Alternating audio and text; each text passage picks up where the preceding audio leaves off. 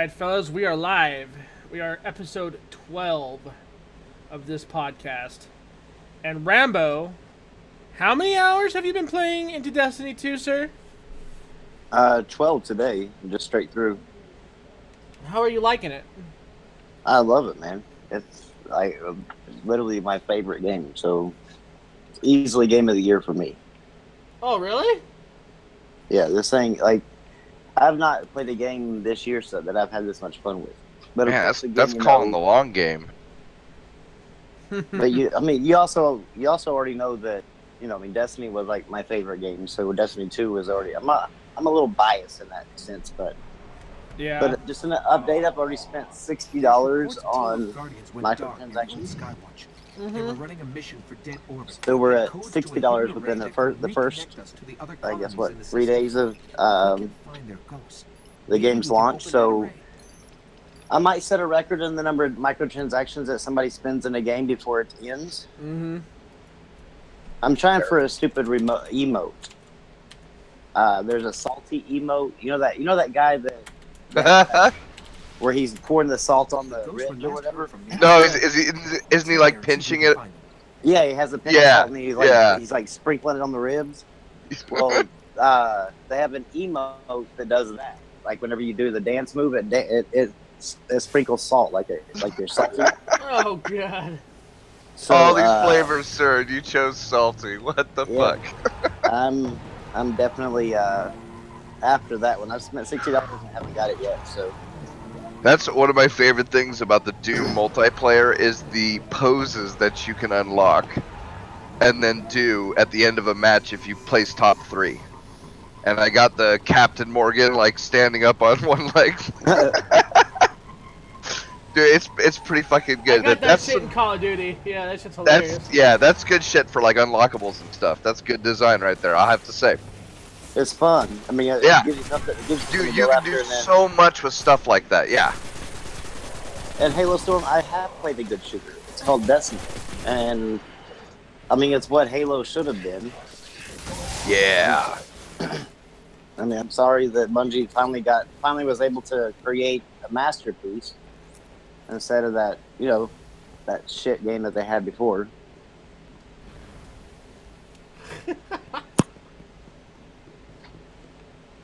And I have played all the Halos. I just bore the shit. Hey, you're cutting out. Let me turn you up. Keeping the fallen busy. Say something? I said I have played all the Halos. They just bore the shit out of me.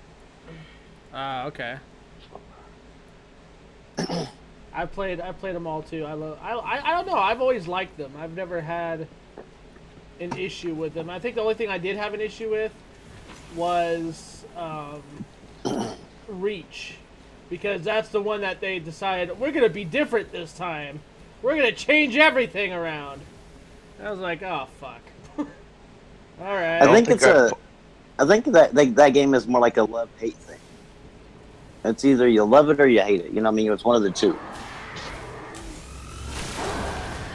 Because it doesn't seem like just a game for like casual, kind of like Call of Duty for casual people that don't really play first-person shooters can pick up and play.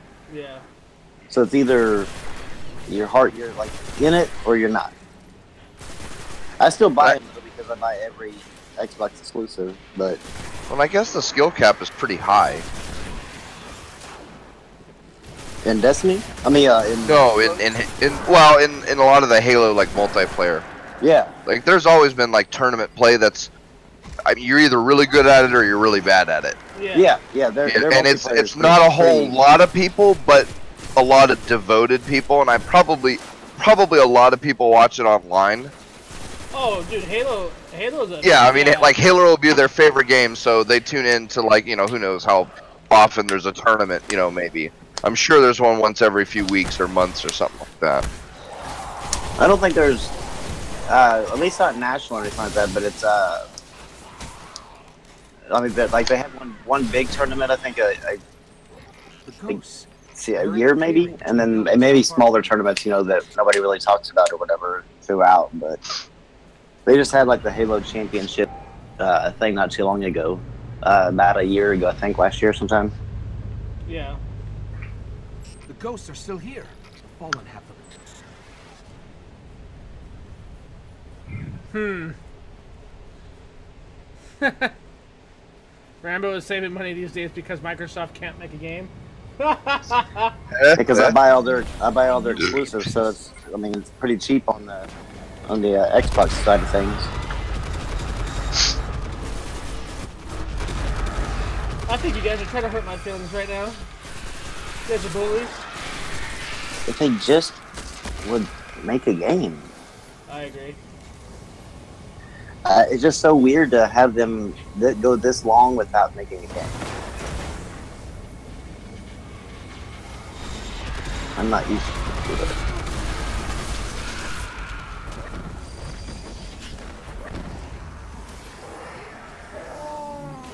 Yeah.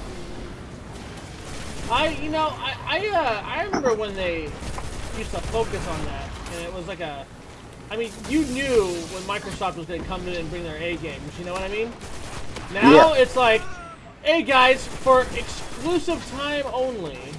I'm like, really? Like, nobody cares, Microsoft, anymore about time exclusivity but Sony, because they know they can make money on it now. Like, that's about it, though. Like, I mean, come on. Pull your dicks out of your ass and let's go do something, guys. Come on. Stand. Keep hunting. I hope they get their shit. I hope they get their shit together, because, man, it's I'm. Stay focused. There'll be if they go to where it seems like they're going, where it's like basically Halo, Gears, Forza type console, and that's it, and then having like third party titles in there, it won't be worth me picking it up, because I mean, Halo and Gears, they're okay, but like if I never played a Halo and Gears game, I'd be fine. And Forza, I don't know why I buy them. I buy them and then I play a little bit of them. Like, oh, this looks like the last game. So it's almost like a sports franchise where you just pay $60 for the DLC every year, or every other year for Forza's sake. I just hope they get back to where they were like in the 360 days.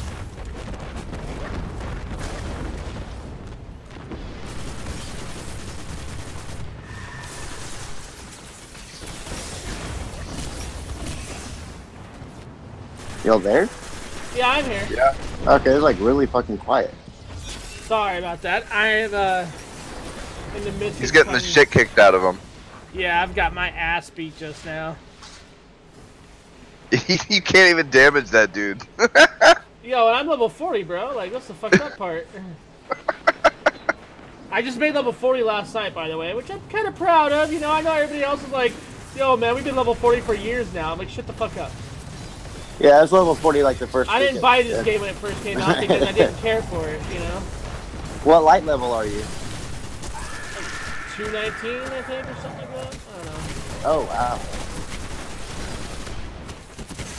I don't know, like, I felt, you know, if I'm going to play the second one, I want to at least put some time in to the first game for me to even justify getting the second game, you know what I mean? Yeah. Yeah, I mean, it gives you, it gives you an introduction to all the different little NPCs that you're going to be dealing with and stuff, and then whenever Destiny 2 starts out, you'll be able to understand like everything that is transpiring and like why you're going after these people and stuff like that. Yeah.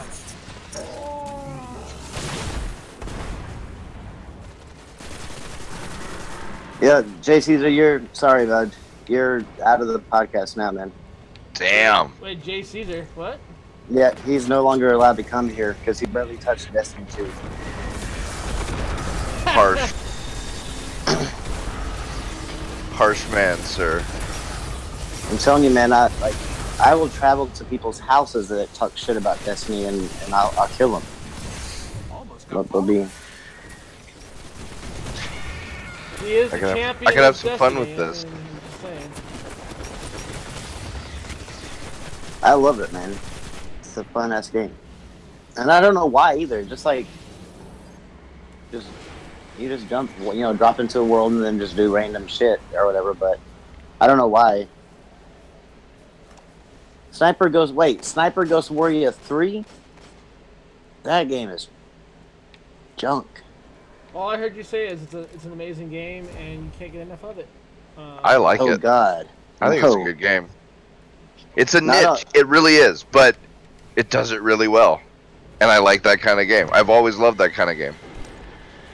It's like it glitched out on me. Well, I don't know if it glitched out on me or not, or if it's just the way the game plays. But like I got in my truck or my Jeep or whatever, went to drive, but then I had to press like the RT button twice, so that way it would drive. Because the first one, the first time I pressed it, it started the car, but you couldn't like just hold it down and go. I had to let go of it and then press it again to go, and I'm like going, this is gonna suck if I'm ever in a firefight and having to try to get away, and I have to sit there and like start the car and then, then take. Well, that's kind of the point. It's. I mean, it really is a almost stealth only game. I don't know, I'm gonna try to play through it, but I mean, I like the it really wasn't designed like say Wildlands or something, you know, for like running. I mean, you can use an assault rifle and there's pistols and but they still grenades. should be able to. You still should, they still should have made it whenever you get in a car that you go, like you don't have to sit there and hit the button 2 or 3 times. See, I played PC and I didn't notice that, so maybe the controls are different. It could be. I don't know, man. Whenever there was a lot of problems with but I played it like. And they might have patched it released. Yeah, I mean, I played it like I said the day it released, and after that, I was like, yeah, I'm not. So, I'll probably go back and play it again. I mean, I bought it, so I mean, I might as well. Why not, right? Yeah. Play it. So, I plan on trying to get through every one of my games that I have. It's gonna be hard as hell, but. Dude, that's an impossible task. Yeah, especially with Destiny 2 around. Well, I mean, as time goes on, you only ever get more games, not less. Oh, I know. Yeah, that's the problem. Is that I'm. Yeah, if you can't finish it now, then what hope do you have when a whole new batch comes out in the next 6 months? Yeah, every time I complete a game, I end up adding like 17 more. That's why my Steam library is pretty damn small. 1 down, 17 more to go. 1 down, 17 more to go, and then eventually it's like, well, wait, I've only completed 2 and I have 34 games. Like, it's not working out. I can't stop buying the games though, because every game looks good. I even bought Madden 18. I can't remember who said it, but now really is the best time for gaming. Yeah, I mean, it really is. Every game just really looks really good. Yeah. But yeah, even the most. No, I wouldn't say the most horrible, but even the crappier side of games is starting to get pretty damn good. Yeah, I'd agree there. Yeah, I mean, even with like a slightly buggy, like Fallout 4, right? Even though I mean, nobody would have paid for that if it was as buggy as that like 20 years ago. But with mods and everything else, like, fuck it, Yeah. And that's the lower, like, that's a game people bitch about, you know what I mean? Like, fuck. Well, I never buy Madden. I haven't bought a Madden game in, God, since it was like on the PS2 days. But this one has a story mode for like a campaign, where you have to try to like get onto an NFL team and stuff like that, and then go through the season with your player and try to win the Super Bowl with your player. And I thought, well, shit, that sounds kind of fun. So I went ahead and bought it. Like shit. Who knows if I'll ever play it? But hey, I bought it. I got that EA access, and I mean, nah, that's actually pretty good. I mean, because I know 18 will be there soon. You know what I mean? Yeah, so. I have EA access on the Xbox One. I'm not renewing it when it comes out because they mainly do sports titles, and it's just really not worth it to me. Like, because by the time that the titles go on there that I want, which is far and few between, because EA doesn't really do a lot of games outside of sports. Then by that I've already bought the game and owned it. What about Mass Effect, bro? Oh, that one, I don't even know if they can give that game away free. So right? That game was that trash. shit's already in the bargain bin. You know that. Can right? you still download it? Oh yeah, but I own that one too. So Oof. Have you played it? Did you like it? No. Yeah. no, I have not played it yet. I bought it, and I don't know why, but I bought it. But I figured, you know what? It can't be that hard of a platinum, so that's the reason why I bought it. Was it their online achievement for that or no? I could imagine you not being able to platinum it on its original version, because wasn't there some quests that were buggy and you couldn't finish? That I'm not sure. I just know it was a I could have swore there was like reports of like 2, and I think they patched it later on, but yeah. That would have been pretty funny. There's the controls. All I know is like that game. All I really got to say is that game. Like, I mean, there's nothing I can say about it. Best GIFs ever. I swear to God. With like the oh my God, what was the one where they were back crawling like in fuck is that horror movie? Good Lord. The array. It's opening. Oh, I'm 224 in my light level. Nice. Hey, so what's with the Grimoire score? Like, what is that? Grimoire is really like what you do. Like every time you get like a Grimoire card, that's where the story was told. Like if you go to like say Bungie.net and you look at your Grimoire cards that you have on there, it'll like if you're say you got one for killing the Fallen, well then it'll tell you all about the Fallen, and then if you got one for a mission, then you go in there and it'll tell you the reason why that mission was there and stuff like that. So that's like where the story is in the Grimoire cards for Destiny 1. Oh, okay. Destiny 2, it's all story. Like, and I mean, you know, like you've done some missions, so you like the missions that are kind of short, right? Like you can get through them pretty fast. Yeah. Well, Destiny 2, sometimes like the missions, there's been a couple of missions that were like 10, 15 minutes long. Like they were pretty damn long missions for a game that is, you know, came from a game that, you know, basically had a non-existent story and stuff. Yeah, I mean the lore and the story. That's the story mode. They said if you want to know more about the story, which is the lore, read the Grimoire cards. And it's a nifty idea to keep it unobtrusive, you know. And like, yeah, I played games like, I mean, I played games like Penumbra and those where you actually had to read into the story lore through using like, well, I mean, your everyday faculties that you use. You know what I mean? Like you had to open up a drawer, there'd be a scripture in there from somebody that lived there prior, or you know, like what was another game they did that I did a review on? I mean, Doom 3 did it. Yeah. With the PDAs and like emails and voice records. Even Quantum Break did it. Yeah, it's a good mechanic for you still put in like either a minimal or a lower amount of story elements within the game through cutscenes or whatever it is, radio transmissions, you know, whatever the fuck. But there's a lot more you can delve into if you choose. And it doesn't affect gameplay in any way, and you don't have to spend a minute on it if you don't want to. And that's a great thing to keep it viable for a wider audience without really doing any, you know, you can do a lot with like images and you know, audio voice recordings and you know, passages out of journals, or you know, you can do a lot with that kind of stuff.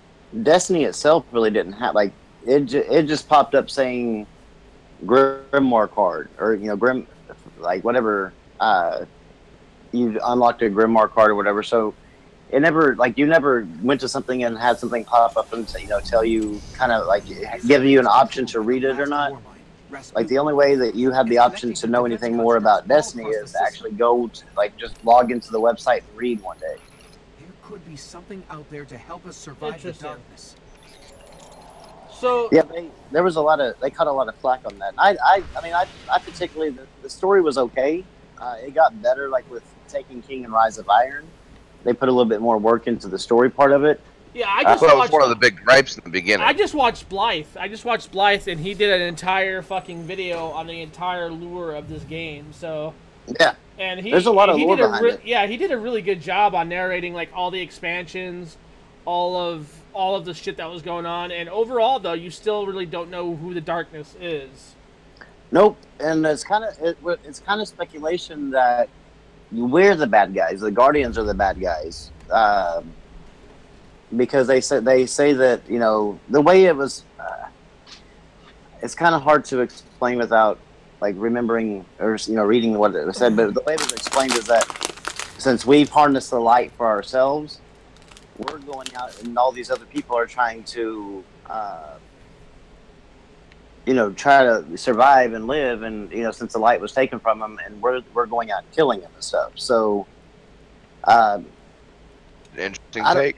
Yeah, I mean, it's there's two, like, we just still, I mean, even in Destiny 2, we still don't know for a fact that we're the good guys. What's that AI? What's that nanotechnology that they use for augmentation? It's the AI. It's a fuck. It's something. It's Seva or Siva. Siva, yeah. Yeah. Siva. There was people saying that was going to be the Darkness. That Siva was technically the one that was going around trying to fucking kill people after they set it loose on people. So like it was, but then we don't like the way the person explained it, that explained where the, you know, the Guardians of the bad guys said maybe what Siva was doing is actually just going into defense mode and like killing anybody who try to interrupt them. Well, they were saying they were saying that the guy that I watched said that Siva was set loose by one of the House of Wolves or whatever members, yeah, some shit, and like so she, or not she, but like one of her members did it, it said, what was it, to exterminate, replicate, and immune. So like you get killed, you're not coming back, type of scenario. So I mean, it's really hard to tell because you see some of the characters that you see roaming around in towns, and you know they're known as the survivors of the Darkness, and they look like they got their asses handed to them. So I mean, it's interesting stuff. That'd be an interesting way to look at it, of like we're the bad guys. I mean, because the way they describe the Darkness is the Darkness was coming after humanity, right? So like that's kind of like the what everybody thinks in the first game, because that's what exactly is what it's explained to you, is it's going after life in general. So like it's trying to consume everything. So I'm wondering or maybe it's not even all of the Guardian. Maybe it's like an infection of the mind or something that, you know, only affects like half of them or something, and then pits them all against each other in the end, or who knows. Yeah, see, that's what I was kind of thinking. Like, maybe, like, Siva plays a minor role as, like, maybe even, you know, being the thing that spreads. Because the way they describe Siva is, it's gotten so bad to the point now where, like, it's like a plague of nanobots fucking killing everything, pretty much. So, I mean, I was figuring maybe that could be it. But then, I mean, that makes good sense, too. Like, if we're hoarding the light for ourselves, why not? You know, that could make sense as to why we'd be the Darkness. Yeah. The only thing that doesn't make sense, though, is the way it spreads. And the way the story is told, it spreads out like a plague, so I don't know.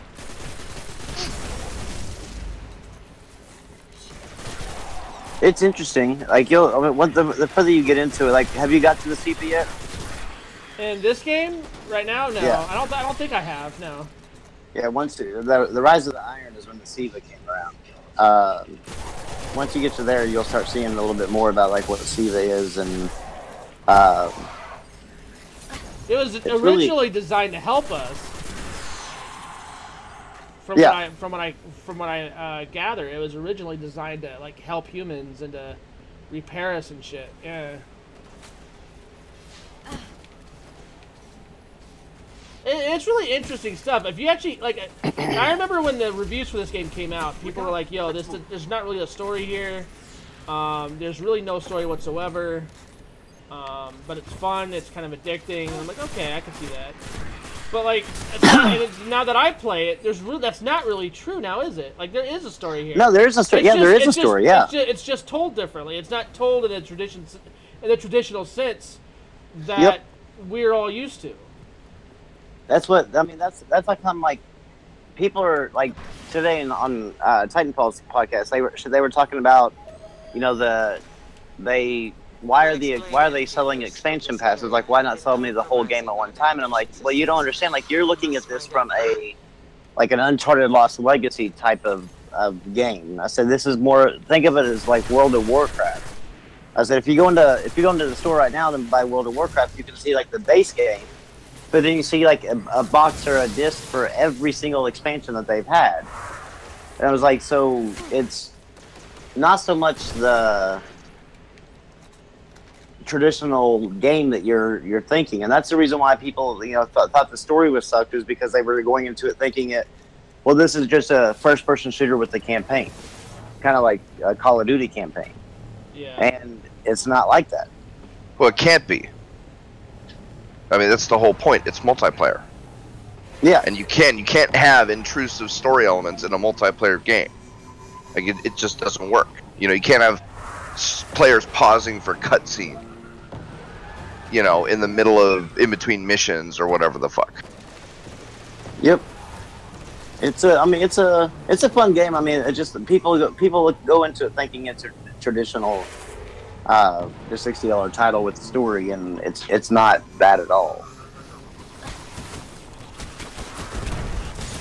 Well, yeah, Rajiv, now you can get, you know, all in one. But back then, I mean, back whenever they first started doing it, it was like if you buy an expansion pass now with WoW, you get the base game with it. But yeah, now you get the base game all the way up until Pandera, I think. Yeah, back in the day, though, it was like you had to go back and buy the original base game and the expansion. Yeah, for the first and the second one, I think they all came separate until they started offering like a gold pack or something. Which the same thing usually happens to every. And it happens with Destiny 2. Like, yeah. Like whenever the Taken King came out, you could buy, if you were late to the game and you wanted to pick it up, you could buy like the Taken King expansion and the base game with all the other previous expansions for the $60.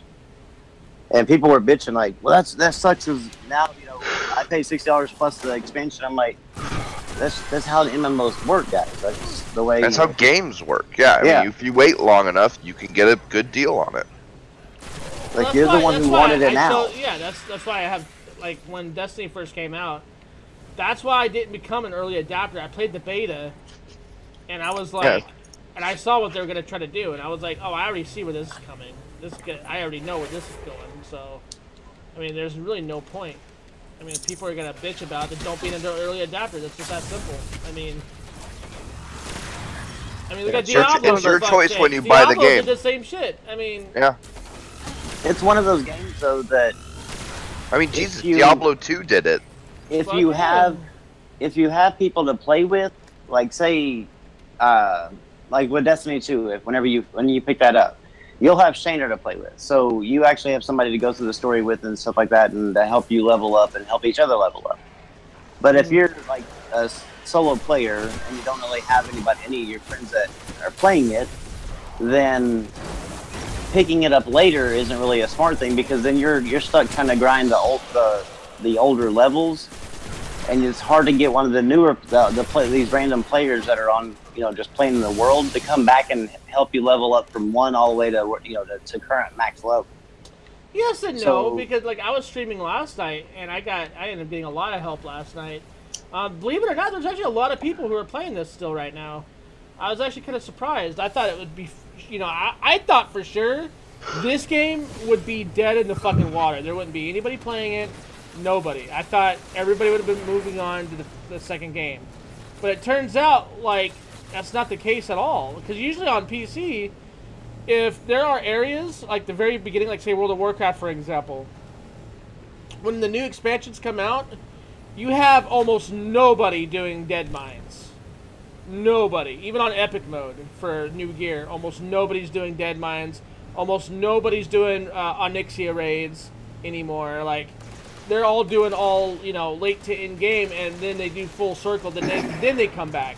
This game has been out, what, 3 days now? Yeah. Destiny 2, yeah. Yeah, so that just shows like the community for this game is actually pretty fucking huge. I didn't really. There's probably a lot of people waiting for like a little more content to come out, maybe, or maybe for it to go on a little bit of a sale or something like that. Which is a smart thing to do. Yeah, that's a smart thing to do. You know, and it'll keep the new player base going for a lot longer, which is good. The community is like really big on Destiny. Like, there's a huge amount of people playing it. I mean, I'm gonna try to take a look and see how many copies it sold, but from what I remember, I mean, it sold quite a bit, and I mean, I've never ran into a problem with like not being able to get into any sort of mode or anything, because of lack of players. I mean, it's always been full, and it's good to hear that even the old game is still full.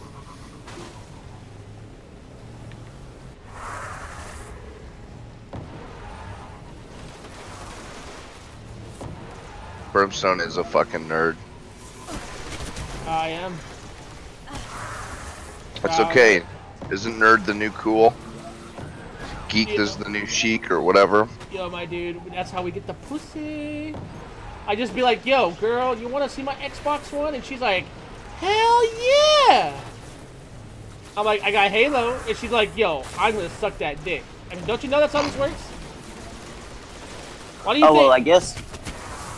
Oh, go ahead. No, I was just talking shit. Go ahead. This is only estimates of the physical copies only, but it looks like around 6 million on PS4 and around 3.5 million on Xbox One picked Destiny up, the base game, at least on Destiny itself. Now there's shows like the Taken King, expansion and stuff like that on there too, but that number is like really small, simply because most people had just the ability just to buy the digital expansion. Yeah, I mean, I'm looking at getting the Rise of Iron after I get all the stuff done here.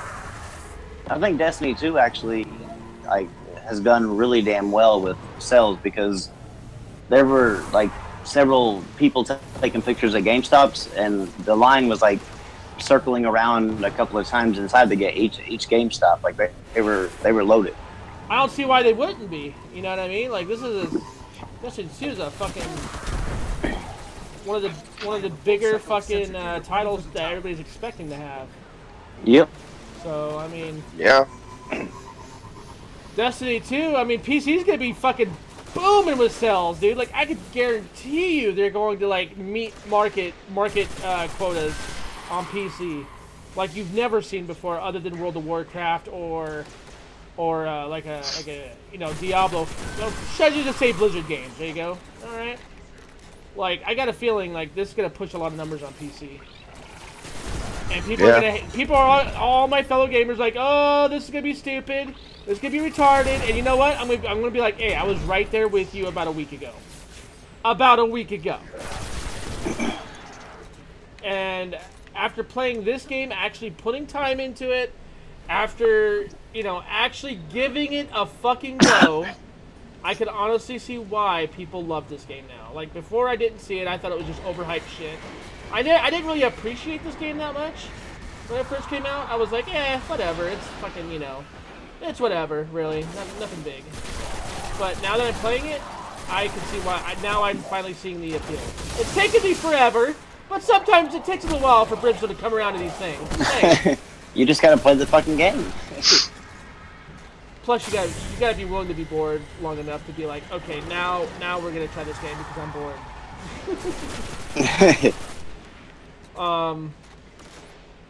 I think like, and I think it has a lot to do with like, and Rags is touching on Twitter right now, where he's talking about game journalists. I blame a lot of these guys for a lot of shit when it comes to rubbing games' names into the ground when they're actually pretty decent games. There's so many games that I waited like years to play because I was an idiot and listened to a few like reviews, but shit, I mean that shit's been going on for a while now. Yeah. Yeah, but now with the video age and you know, I guess the social media craze. Now it's like becoming more and more prevalent that these people have no earthly idea what the fuck they're talking about. Oh yeah. Oh, just look at what was that game the other day that the dude couldn't get through the. Oh, Cuphead. Oh, yeah. I heard about that. What happened with that?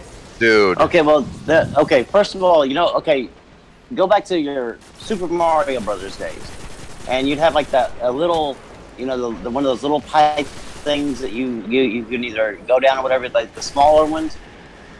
And you had to make it over to the bigger one, but you couldn't just go right now enough to get there, so you automatically knew to stand on the smaller one and jump over to the big pipe.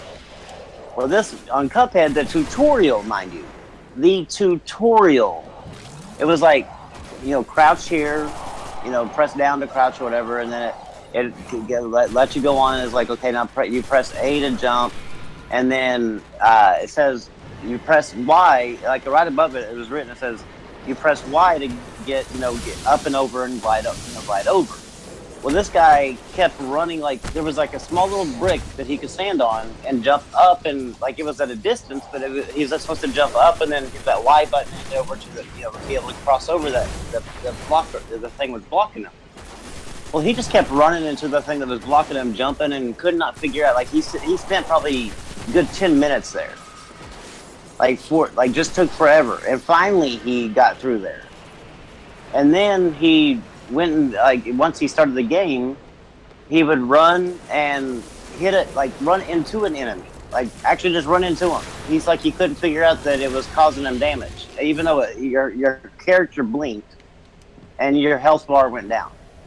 Oh, he kept dying. It took him 26 minutes to do the tutorial, and not even to where the side scrolled maybe more than maybe 6 inches on the side scroll. 26 minutes to do that. He still didn't. 26 fucking minutes to do something so simple, really? Half a fucking hour, bro. And he was live streaming, right? Yeah. Well, I don't know if he was live streaming. Or was it a recording? He uploaded the shit. Because that's, dude. I mean, if he was live streaming, I might get that. You fuck up and then. But yeah, if that was like a recording, that was the footage you chose to upload, dude. Yeah, that was what he chose to upload. He didn't. Yeah, it wasn't live stream. He uploaded it to show the gameplay. And God. At first, it was like he said that the developers are making these games too hard. That there was nothing there that told him he needed to jump on the smaller block to jump over to the larger block. And I'm like going, this is just common fucking sense at this point. Like, this is 30. He's been doing the games journalism for 25 years. Well, that mechanic has been 25 years. 25 years. How did he make it that far? I don't know, because that mechanic has been in a platformer game 30 years. So how he's made it this far, and then he went to blaming the developer, blaming the game. And then all of a sudden, now he's trying to say that he was just trolling the community, he was meaning to play bad. Yeah, right.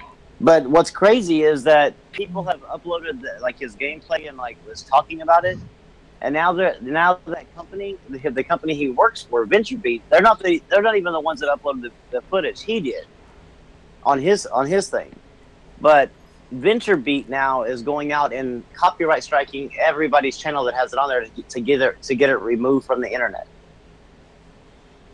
I would like to tell, they do realize that that's not how this works, right? I hate it kind of is, but here's the thing: if they want to go through with it, that's a day in court for each one. Oh well, have fun in court, because I guarantee right? you, guarantee you, motherfuckers aren't gonna give up so easily just because you guys are embarrassed. And that's a lot of lawyer hours at high rates for a company. Yeah. Well, who knows? Maybe not now, as long as the content's transformative enough. You know what I mean? Look at the HDHD situation. They won that. I mean, I know it took forever, but. Well, no, he's saying VentureBeat would be out the money because they would have to go hire all these lawyers and then end up losing the case. Yeah. Or at least the thing is though, is that VentureBeat, a majority of them or something. VentureBeat, it's not even their content to claim. Oh, then they don't have any rights to it. Then I don't care if he's an employee or not. No, if he's an employee, right? He's a game journalist, right? That's what he considers himself as. If he's a games journalist, and that's all he is, and he's worked on the main website, then they do not lay claim to any at all of his video works. Just like the whole thing happened with Studio 76 and Matthew Santoro, dude. Every single time Matthew Santoro ended up in somebody else's video, they fucking copyright striked his fucking channel down. These guys' channel down, all because they had Matthew Santoro in the video. Because they were trying to treat Matthew Santoro as their property, and these companies can't do that. You cannot do that. So I mean, obviously these guys that did the Counter-Strikes won. I'm just saying it's the same principle. You can't copyright somebody just because they're on the behalf of somebody because they're your employee. That's not how this works. Yep, they're trying to go through there now, and what they don't. I don't understand how the YouTube and the internet's been around for quite some time. Trolls have been around for longer than that. Quite a long time. So, how come companies have yet to figure out that the more you don't want something on the internet, the more it's going to be on the internet? Because people are fucking stupid, my friend. I swear, like if they would have just left well enough alone, people would have forgot about the Cuphead, situation. We would have moved on and gone. But now they're blaming Gamergate and Trump. Oh yeah. Oh yeah, why not? Because fuck taking responsibility for the stupidity of others that are under you. Fucking retards. God. Cyrus, the fair use is the way it's. I'm gonna give you, I guess, the dumbed down version of the legal mind. But I can use your entire video, but I have to make it transformative. I can't just upload your video to my channel. I have to kind of like how Rags does it. He plays the whole video, but then he stops in between and adds whatever to it. That's how you can get away with fair use. Now these people can't take that Cuphead video and then just upload it to their channel without any commentary to it at all. But if they have commentary to it while it's playing in the background, then it's transformative. So therefore, it is actually under fair use.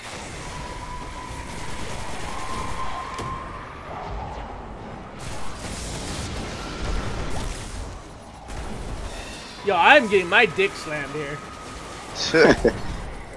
And yes, Caesar, I saw the article. I didn't read it though, but I read your reply to Rags, and what Rags was saying.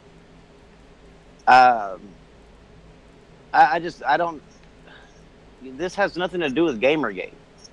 No, it doesn't. Well, every it single does, time that you in principle, he's exactly the reason that Gamergate existed in the first place. But not really, because the ethics in journalism was more about true, but it's still along the same vein. It's loosely related, but at the same time, nobody ever tweeted anything about Gamergate to this guy. It was never mentioned. Gamergate was never mentioned this whole time until they mentioned it. And it's somehow they want to pin everything on Gamergate. And somebody actually wrote an article that said, "Here we go with Gamergate again, gamers attacking journalists, thinking that they should be good at video games if they're going to review them." What? Right? Are you saying would you? It's not like you should have to know football to do commentary. Yeah, would you? We should just get Paris Hilton in the box. Would you watch a football game where John Madden was up there going, "Well, that's a home run there." Yeah, he scored 3 points there. That was a great field goal. Not the field goal. That was a great alley-oop. Nobody's you got to be somewhat passionate about what you're working on. It's a hobby. So if you have a journalistic job over a hobby, then by God, you should be a member of that fucking hobby. Oh, absolutely. You should care at least as much as your consumers do. Yeah. How could you possibly rate or review or comment or whatever on something if you weren't at least somewhat close to as into it as the people you're writing your, doing your review or making your video or whatever it is. How are you not? Yeah. In other words, how are you going to appeal to people if you can't even relate to them? Exactly. Yeah. That'd be like stupid, dude. That'd be like me doing the safety checklist for airplane mechanics. Sure. I don't know shit about airplane mechanics, but hell, let me write. They can give you the checklist, and you still wouldn't know. Yeah. Let me write the rules on what you need to do to make sure the airplane's safe before it takes off. Because why not? I can be a journalist and do that. That's just ludicrous that they think that games are somewhat arbitrary. Like, you don't even have to care about games or even like games at all or even play them to be able to review them. Well, that's the thing. The people like this, these people, they get into games journalism because they want to be, quote unquote, real journalists. And they're of course, this is their stepping stone. And this is and usually they can't even do that. But that's a separate whole thing. Yeah, that's altogether. The reason why. That's likely the reason why he's been doing. He's been doing it for 25 years. Yeah, he's not only a shit journalist, but he hates games too. Yeah, but he's never done anything big enough to where he could get noticed by a real journalist.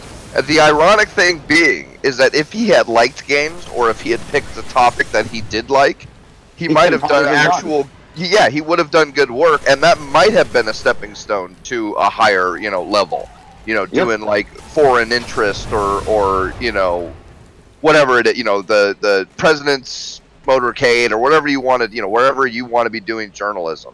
You got to show you can do good work, and if you don't like what you're writing about, how can you do good work? Unless you're one of those rare,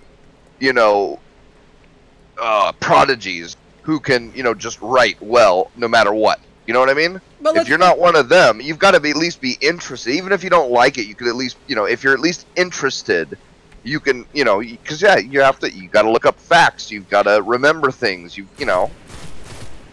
Well, it's not only just about that, but it's kind of like this. You cannot sit here and be a games journalist when you don't play games. It would be like me saying I'm a sports journalist and stepping into the fucking locker room, interviewing players on shit that I have no idea what I'm talking about. Oh, just doing reports based on, what the paper prints the next day after the game. Exactly, dude. The scores were this, and yeah. And you know what's fucked up? And this will be forever why people don't take game journalism seriously. Seriously, yeah. Stupid shit like this, dude. Yep. Because that's exactly what he did. He reported on a football game the next morning after reading what the paper said about the score, or, what the paper wrote about the score. Yeah. It's probably what he's been doing for 25 years. Well, I don't know, because he one of the replies to somebody was like that he felt the gamer should be more welcoming to somebody that's more of a newbie level. And I'm like going, dude, you've been doing this for fucking 25 years. You're not a newbie anymore. Like, nobody's gonna give you. Really shouldn't be. Yeah, nobody's gonna give you a pass for being new to games when you've been doing games journalists for 25 plus years. Is that all this guy's ever done? I think so. I mean, as far as was he a journalist in something else? Work? Is this all like? Well, that's the thing. I mean, who knows? He might have blogs on other sites, or he might have tech reviews and stuff like that. Yeah, and he might have columns in other, Oh, so he's a tech reviewer. So he's just a tech reviewer. He doesn't play these fucking games. He just reviews the tech that they're playing on. Well, right? He says he's a games journalist. Well, I mean, everybody can sit there and say they're a games journalist, bro. Well, yeah, and be like, yeah, but I review Ryzen. You know what I mean? Like. Well, he reviews games and review. I mean, he's a little bit of both. But I mean, probably like games and gadgets, and they used to concentrate a lot more on like the gadget part, maybe. So this would be literally like John Madden stepping into the baseball room, MLB locker room, or calling a baseball game. Exactly. Yeah. That's all this is. So the guy is a sham. He is not a game journalist, and he doesn't like it that people are calling him out for his bullshit. Yep. Oh, all right. Enough said. I've seen this, 30 times now, 40 times in the last year. Move on. What else is there? Right? I'm just wondering, saying, dude. What I was talking about. The more and more we see this, where the guy shooting health packs in Doom, this guy, this guy here, I forgot the other one that was like so everybody talked about, but when are people gonna quit like throwing up a Metacritic score talking about how great a game is? Like, I don't give a shit. Like, your game can score 100, but remember, those same people that shot the health packs in Doom and couldn't get past the tutorial and Cuphead are the ones that are writing the 10s. Yep. So there's no more. I mean, just because they gave your game that you liked a good score doesn't make that game any more credible, because you're still using the same fucking shit sources. I agree. Yeah. Fuck. I know that's the reason why. One reason why, like one of the main reasons why I never have paid attention to the critics of anything. I learned a long time ago. Like I never really paid attention to games critics because I never even really realized that they even existed or where to find them. In the beginning, they were good. Like back in the day, PC Accelerator, PC Gamer, even like Game Informer used to be decent. You could at least halfway trust what they wrote, you know? But like that stopped after like 5 to 7 or maybe like 8 or 9 years when it became like more popular. And as soon as the internet hit, all of a sudden there was tons of, that killed magazines. So even if the magazines could have remained better, they still would have died a slow death anyway. I mean, they'd be going the way of Newsweek or Time or whatever. So, well, I still give Game Informer, here's the thing, I still give Game Informer a little credit, because those motherfuckers, like, they fucking kept their heads down during Gamergate, and they stuck up for us during the time that Gamergate was just coming out. And that was all while having Zoe Quinn as a columnist for them. So they stuck by their principles, regardless of their employees' fucking standings on gamers. So I give Game Informer a little bit more credit just because of that. The way I learned that critics really aren't like where something for me to pay attention to is that I'd go watch a movie and I'd love it or whatever like that, and then people were talking about it getting shit or whatever like that, so I kind of looked at the app that Flixster or whatever, and you would see all these different movie critics that were talking about how shit of a movie it was and how whatever, and then I would see them later like give a different movie like these glowing reviews, and I'd go to watch that movie, and I've left sometimes during like halfway through them because I was bored out of my mind, and I'm like, well, they're writing for a specific reason. Like they're like in the movies, they're writing to get certain movies nominated for awards later on. And so after that I quit paying attention to any sort of critic or whatever like that. And I just buy or go do whatever I want to do, and the only person that really matters if they like it is me, since I'm the one paying for it. So. But here's the thing, Rambo. I would trust anything anybody else said about video games than these fucking clowns. Yep. Because not only do I know you personally, but I know for a fact you play your fucking games. And you're not going to give me an in-depth review after 5 seconds of playing the fucking game. Yeah, that's definitely never gonna happen. These motherfuckers do that, dude. They literally turn their fucking games on for 5 seconds, and all of a sudden you have like a 2-page fucking story as to why they think the game deserved the low score that it got. Yep.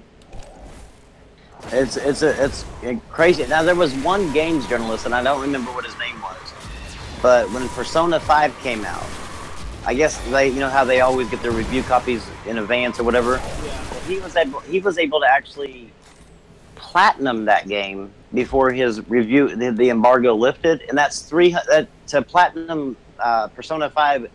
It is over 300 hours of game time.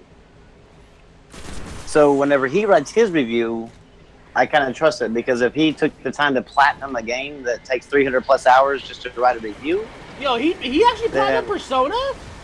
Yeah. Holy fuck! That was with his review copy. Like, that was before the embargo lifted. Like, whenever the embargo lifted and the game went live, he was like one of the first people with the platinum. Wow. So that guy actually plays his games. Yeah, I've never, like, that's one of the only people that I would ever like look at as far. Like I said, I forgot his name, but if I was to remember who it was, that would be the only person I would actually look at. As if I was going to look at a review, I would look at his review because at least I know he plays his fucking games. They're saying like Jim Sterling with Hellblade. Oh fuck, man! Jim Sterling gets on my. Bro, I don't even watch the fucking guy. Everybody's like, they're like, you never heard of Jim Quinician? I'm like, yeah, but I never gave him any fucking. I never gave him any clout. Like, I watched one of his shitty videos, and I was instantly bored. I was like, why the fuck am I watching this? I can't watch this guy. But people love him, evidently. I'm like, I can't stand the guy personally. I can't either. Yeah, his persona on those videos, I'm like, I can't. Yeah, and what he did with Hellblade, he fucked up and gave the damn game a 1 out of 10, because he messed up. Bruh, like, what the fuck is wrong with these people? I have no idea, man. Like, it blows my mind. They're all exactly like Anita Sarkeesian. That's it. Yeah, but some of them are accepted in the community, like fucking Jim. They just haven't been found out yet. You know what I mean? Well, yeah, but Jim was found out on this thing, and everybody gave him a pass. Like, oh, and Jim was one of the bigger contributors to those that were calling people out for doing shit like this, and then he does it himself. So I'm like, what? Like, since we're not allowed to. So we are now allowed to be hypocrites. All right, cool. And I guess he fixed his shit. Whatever. I don't. Yeah, he did fix it. Yeah, but like it took an uproar. It took an uproar for that to happen. And I'm sorry, but if it takes an uproar for someone to finally turn their shit around, that means they weren't willing to change in the first place. Yep. And Total Biscuit. Fuck Total Biscuit. Oh, I can't. No. Like, I liked Total Biscuit back in the day. All right, he was all right. He was okay. But ever since his health has gone down, it's like the motherfucker. All he wants to do is say some of the most heinous and hateful shit to people that don't agree with his political views, which I can't get down with. Like, I don't know what. I mean, I guess you got cancer, you're dying. That changes a man. I get that. And I probably even shouldn't be speaking on it, but like, honestly, I would hope that I would still end up taking things better than what he's doing. Like, yeah, because like he's like hateful, especially what he did with his wife, man.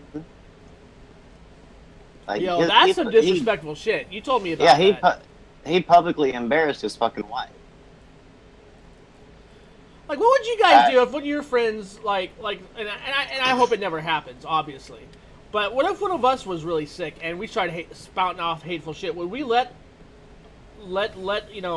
would we let each other do that, or would we put each other in check regardless? I would like. Depends on how long you've got. If you've got like 3 months, I could deal with a lot of shit. Talking to somebody over the internet. But the think about it though. Like, I mean, even Jesse Cox doesn't call him out for any of his shit, dude. That's what I'm saying. Jesse Cox is like his best friend. And like Jesse doesn't even. He's like, oh, he's dying. My bro's dying anyway, so he's just gonna say whatever. The whole what was it? That whole thing over a comment, a question over at their little fucking what is it? Some con that they made together, and they and I guess fucking Jesse Cox flipped out and he was serious about it. Got some dude kicked out of his con because something about transgender or some shit. Like, I'm like, are you serious? Like. And then Total Biscuit later down the line says, oh, nobody can take a joke. I'm like, oh, that was a joke? Kicking somebody out of your fucking event? That's funny? Like... Yeah, they paid money to be there.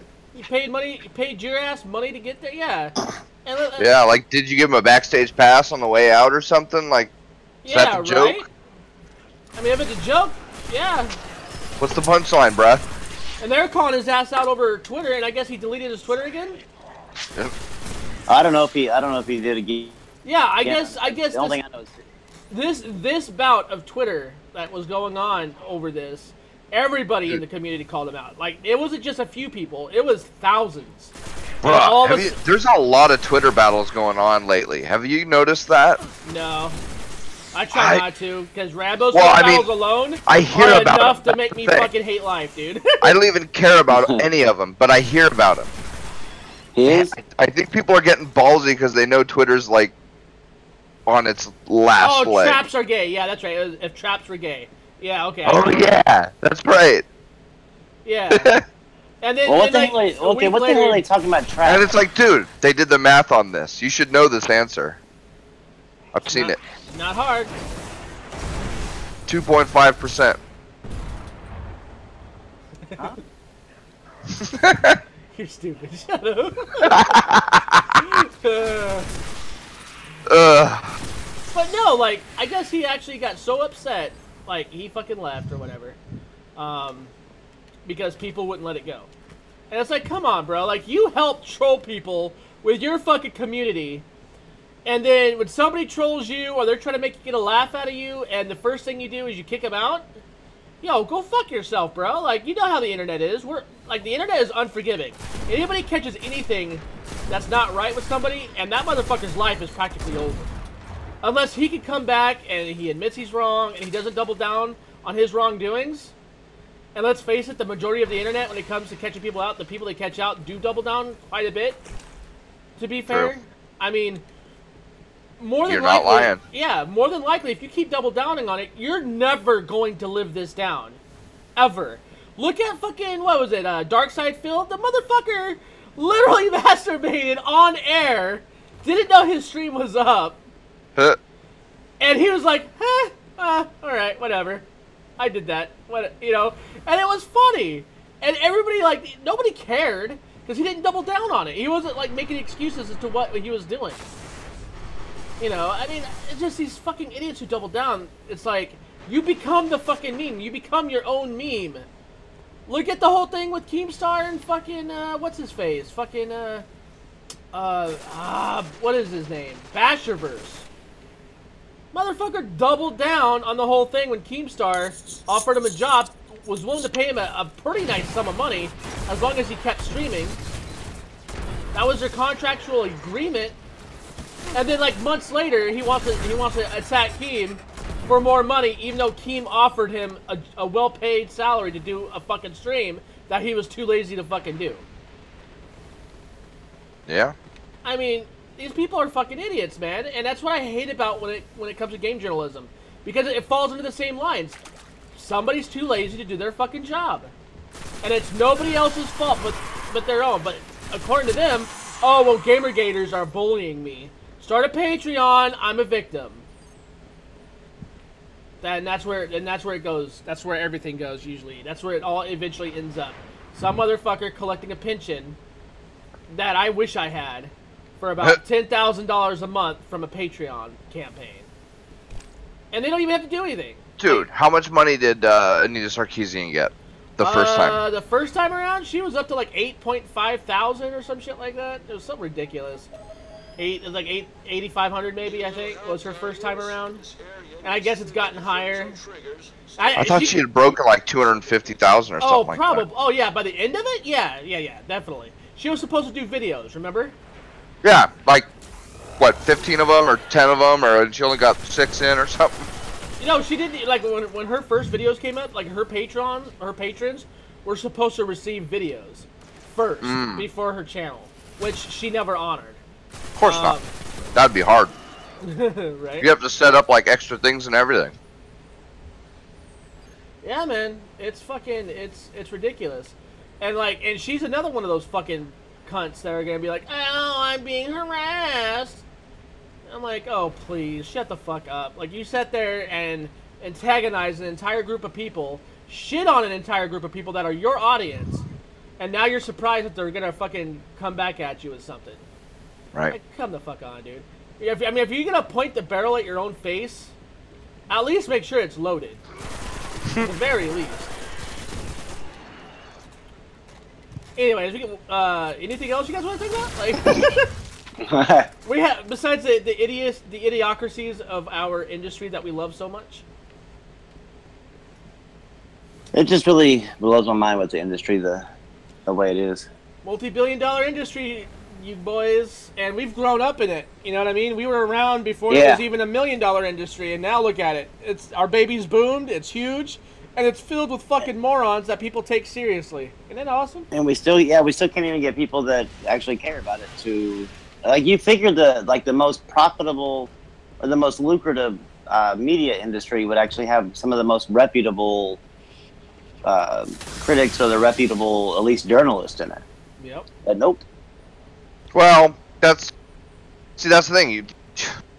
The mainstream media for political stuff is no different.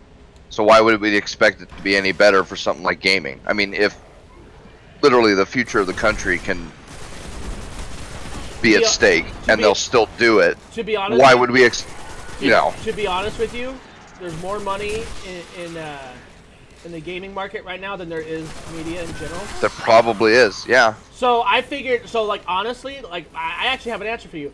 Yes, I would expect them to be more truthful. Yes, I would expect them to handle this shit a little bit more seriously, because guess who's cashing their fucking checks at the end of the day when they're done? They are. I'm not receiving any money for them doing what they gotta do. You know what I mean? Like, we're paying into an industry that is paying them through third parties. Like, I mean, these motherfuckers, yes, they do need to be honest, and I think that by all means, if they're not honest, well, we're starting to get there with the independent media, so it's not that bad. Yeah, RT is suffering right now, but I think he could bounce back once he gets all that shit over there figured out what he's doing. I actually like independent media over CNN, CBS, fucking those motherfuckers. Dude, I don't watch TV anymore. Dude. Yo, yeah. I can't believe those motherfuckers are having contracts already with Google. Like, they got contracts with Google to come over here now. I'm like, it's gonna be Google's downfall. It really is. Dude, this whole site was found on the premise to get away from TV, to get away from old media. That was the whole point of this. And now they're like, oh, hey guys, come on over. YouTube TV. Fuck. Think people are gonna pay for that? They don't want to pay for regular TV, you dumbasses. Dude, they don't even want to pay for YouTube Red. Nobody wants to pay for that shit. I don't pay for that shit. Man, I feel like I'm bitchy today. I do. I feel like I'm bitchy. Like, I feel like I'm like on my man rag maybe. Rambo, lighten up the lighten up the atmosphere. Let's talk about something more positive. Baby kittens, they're adorable. Well, they're cute. There's yet another hurricane. Oh yeah, yeah. After Jose, right? Yeah, it's Hurricane. There's one hitting Mexico here soon, named Hurricane Katia. It's like Mexico's biggest hurricane ever, right? Or some shit? Yeah, so now, I mean, they've had a big, almost like an 8.0 magnitude earthquake, and now they're getting the hurricane. So they're kind of fucked. And didn't they say, like, the earthquake was so big it actually shook California? Like, something like that? It actually affected California? Yeah, and so the way we look at it is that since Trump is the one that, caused Harvey, or the people, or because those people voted for Trump is the reason why the Harvey hit Houston, then it has to be because Mexico didn't pay for the wall that they're getting hit with the hurricane. Oh, I didn't think about it like that. I mean, it has to be. Oh, you guys didn't pay for the wall. Hey, up you little. Because Jose is gonna. Oh yeah. That's fucking funny. I don't care what anybody says. That's hilarious. But we can definitely see that hurricane season is in full swing. Right. And somebody was like, so believe it or not, there is a, or at least there was a weather manipulation program that our government started way back in the 40s. I think they're still doing it, aren't they? Yes. So, they were actually trying to manipulate the plate shifting, and I think they said they found a way to make it rain and shit based on the shift of the plates. So, I mean, and it's playing against the gravity of the moon and the whole 9 yards. So, I mean, that would be hilarious if Trump was like, yo, secret operation of, send Hurricane storms? Mexico. Let's do this. Yeah, right? That's exactly what I'm saying. Like, yo, Mexico didn't pay for the wall, right? Let's wipe out their town. Let's go. Let's do it. Right in the fucking center. You're welcome. Now you guys have rain. Grow your fucking crops. Stop bitching. But, like, Mexico, though, that is kind of weird. I mean, all these fucking hurricanes out of nowhere, like, Jesus. Well, there, yeah. I mean, because like Irma is going on right now, right? Or whatever her name is. Irma's gonna hit the Florida Keys tomorrow about midday, and then just go straight up Florida from there. And then you got Jose taking the exact same path right behind Irma. And then you got Katia in Mexico. And shit, I mean, like, why not? Let's just go ahead and add, 2 or 3 more. And they just had Houston, Texas. Yeah. Yo, you know what? It's fucking raining man. Hallelujah. It's raining man. Because that's exactly how this country rolls, evidently. Well, I'm waiting. Yo, you know what? Okay, you know it's doomsday, motherfuckers, when Arizona gets hit. Yeah, if Arizona ever gets hit, dude. With a hurricane, you definitely know it's over. Because that's day after tomorrow shit right there. Yeah, because like that shit can happen because Arizona's not surrounded by water. But if it definitely gets hit with a hurricane, you know something. If that hurricane is big enough to come beat its fat ass all the way over here, you know something's fucked. All right, I'm just saying. Like, it's a long way to hoof it for a hurricane, man. But okay, wait. In that sentence, wouldn't California just be gone at that point? Because if it was big enough to get all the way to Arizona, it would have wiped out and kept that part of California on the way to it. Oh, in that case, bring the hurricane unless to it came Arizona. from the other side. Unless it came from the other side. So, well, shit. That means it went all the way fucking across the damn United States. No, like it could come up from the Gulf. No, I was gonna say it came across the fuck. The Gulf and what? Like that would still be having to travel across 2 or 3 states to get to Arizona, coming up the Gulf. About the same distance from California. But like, imagine. I believe in going across Texas, going across. But if it was New coming, Mexico. Yeah, right. If it was coming from an ocean side though, from California, I would feel sorry for everything before California. Oh, dude, LA would be fucked. Well, you know how many islands? No, I'm talking about the islands that are out there, dude. Like the little islands that they have. Oh my god, I know there's people out there that are millionaires, billionaires that own that shit, dude. That's fucking hilarious. Yeah, bro, when you're in a game and you find like a cache, like that's the kind of shit it comes from. He gets wiped out, nobody knows, and then his house and shit is all just there. It's hitting Cuba right now. The Irma is. Oh shit! Really? Yeah. It's over Cuba right now. Yo, so I guess retards today were saying no to the evacuation in Florida. Ooh. Yeah. So I just want to say, you're fucking stupid, and if you drown, it is nobody's fault, or should I say responsibility, to come rescue your dumb ass.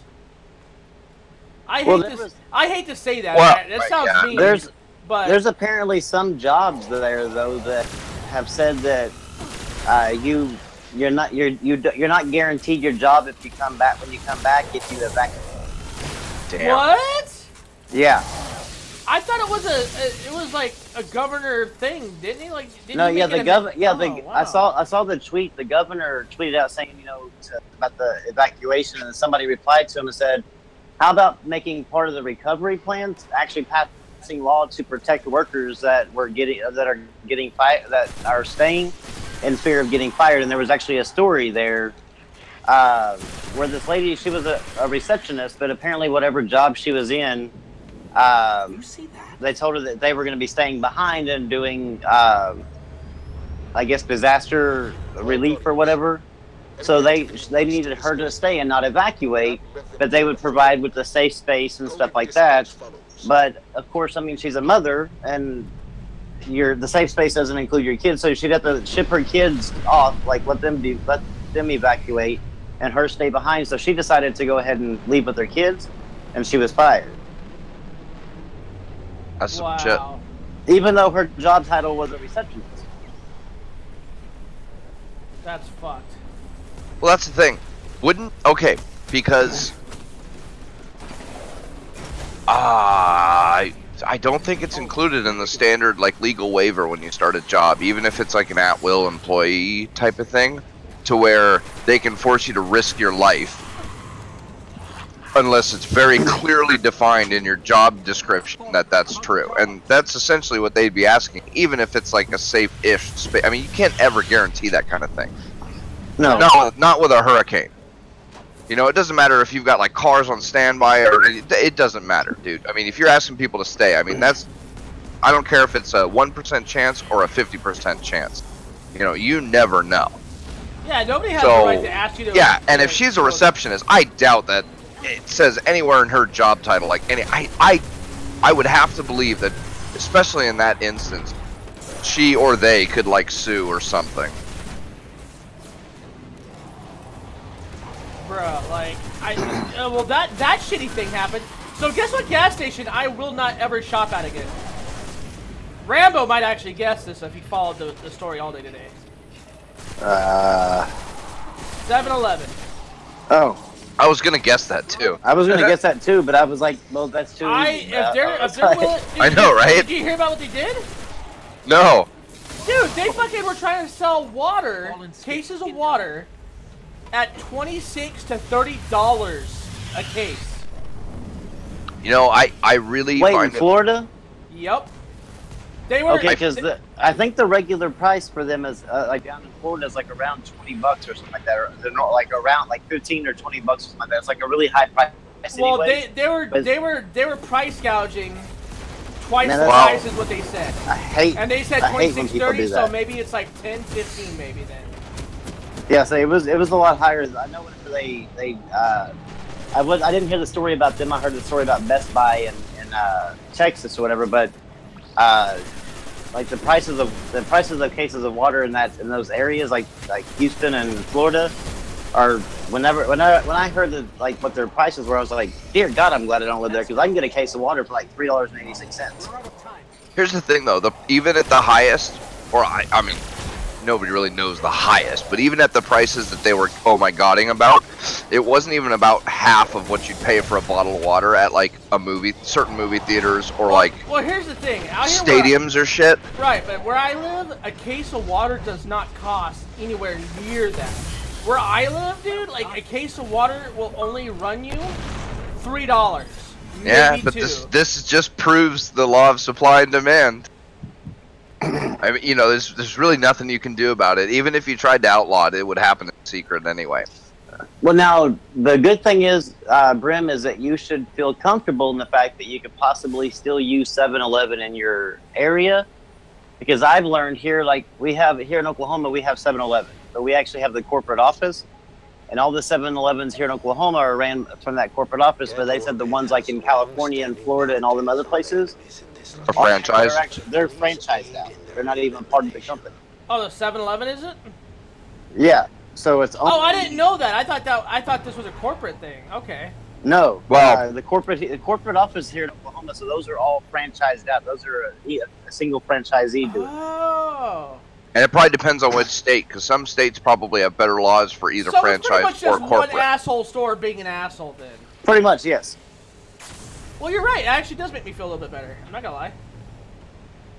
Because I thought that was like a corporate decision, and I was like, yo, fuck that. Because like when shit like that happens, I won't support that shit. Like if GameStop was trying that shit, I'd be like, yeah, no. Sorry, my rare hunting days are now over with. Well, spare who that guy at Best Buy.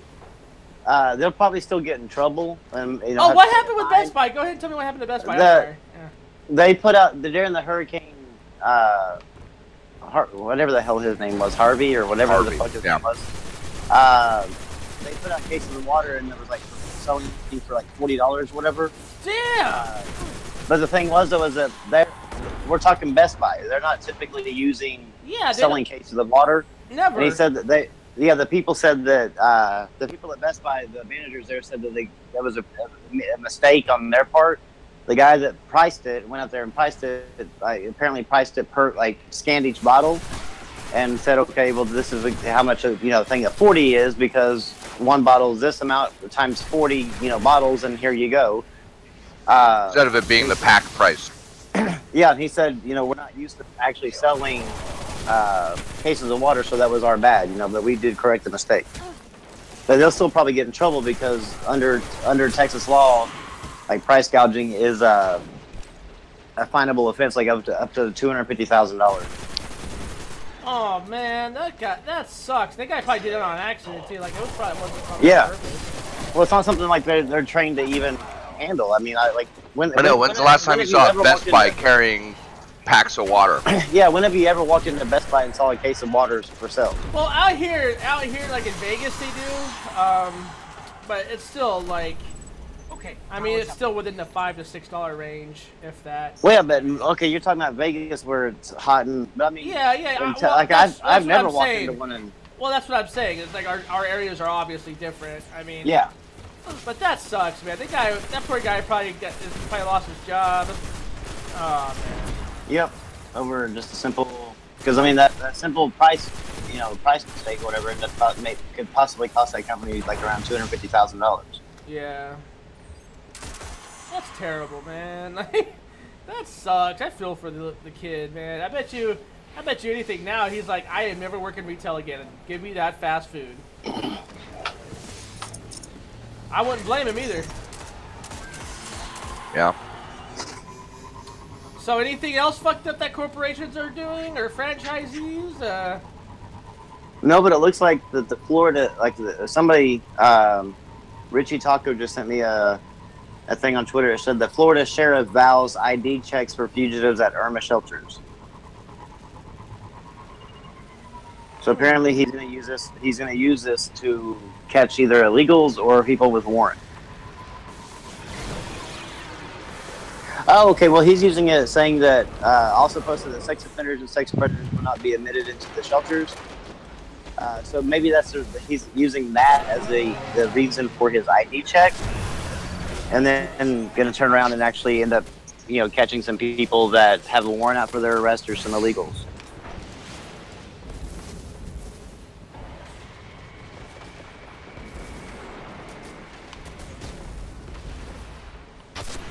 I personally don't see a problem with them checking IDs at shelters.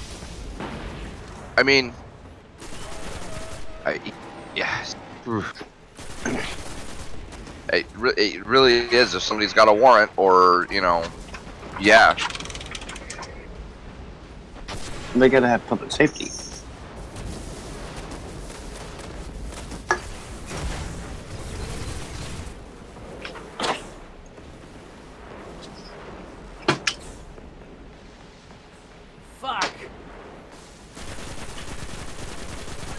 If the guy is wanted for, has a warrant out for his arrest for rape or whatever like that, you sure as hell don't staying inside of a shelter.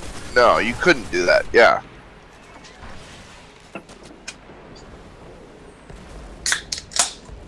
Well, Richie, turning people away. I mean, I'm sure they're a lot of these shelters are going to have to turn some people away because this is bad. They'll get over. Yeah, they'll be overran, and then you'll end up having a situation like you had down in New Orleans, where people were dying inside, or I don't know if they died or just got deathly sick or whatever in the I think it's Superdome. Yeah, everybody was crammed.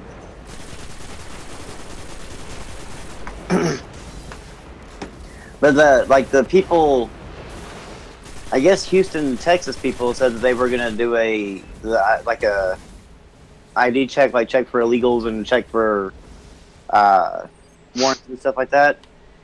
And the mayor of Houston or whatever, he said that he would do whatever he could under his purview to make sure that nothing is done to these people. That we shouldn't use a This could be going better. national or a natural disaster or whatever in order to do our job or whatever. I mean, sure, but you're just gonna let anybody into anywhere willy-nilly?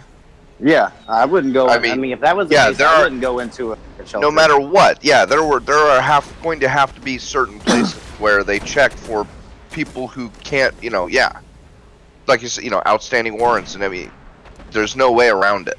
God Yep, because I'm sure I'm not taking my family and my kids into a shelter where they're not checking IDs and checking back, checking to see if people are wanted or anything like that. Yeah. Shit, I'm not gonna just have my kids like trust sleeping at night or whatever with my kids there. And hell, if I know there could be a rapist and a child predator and everything else.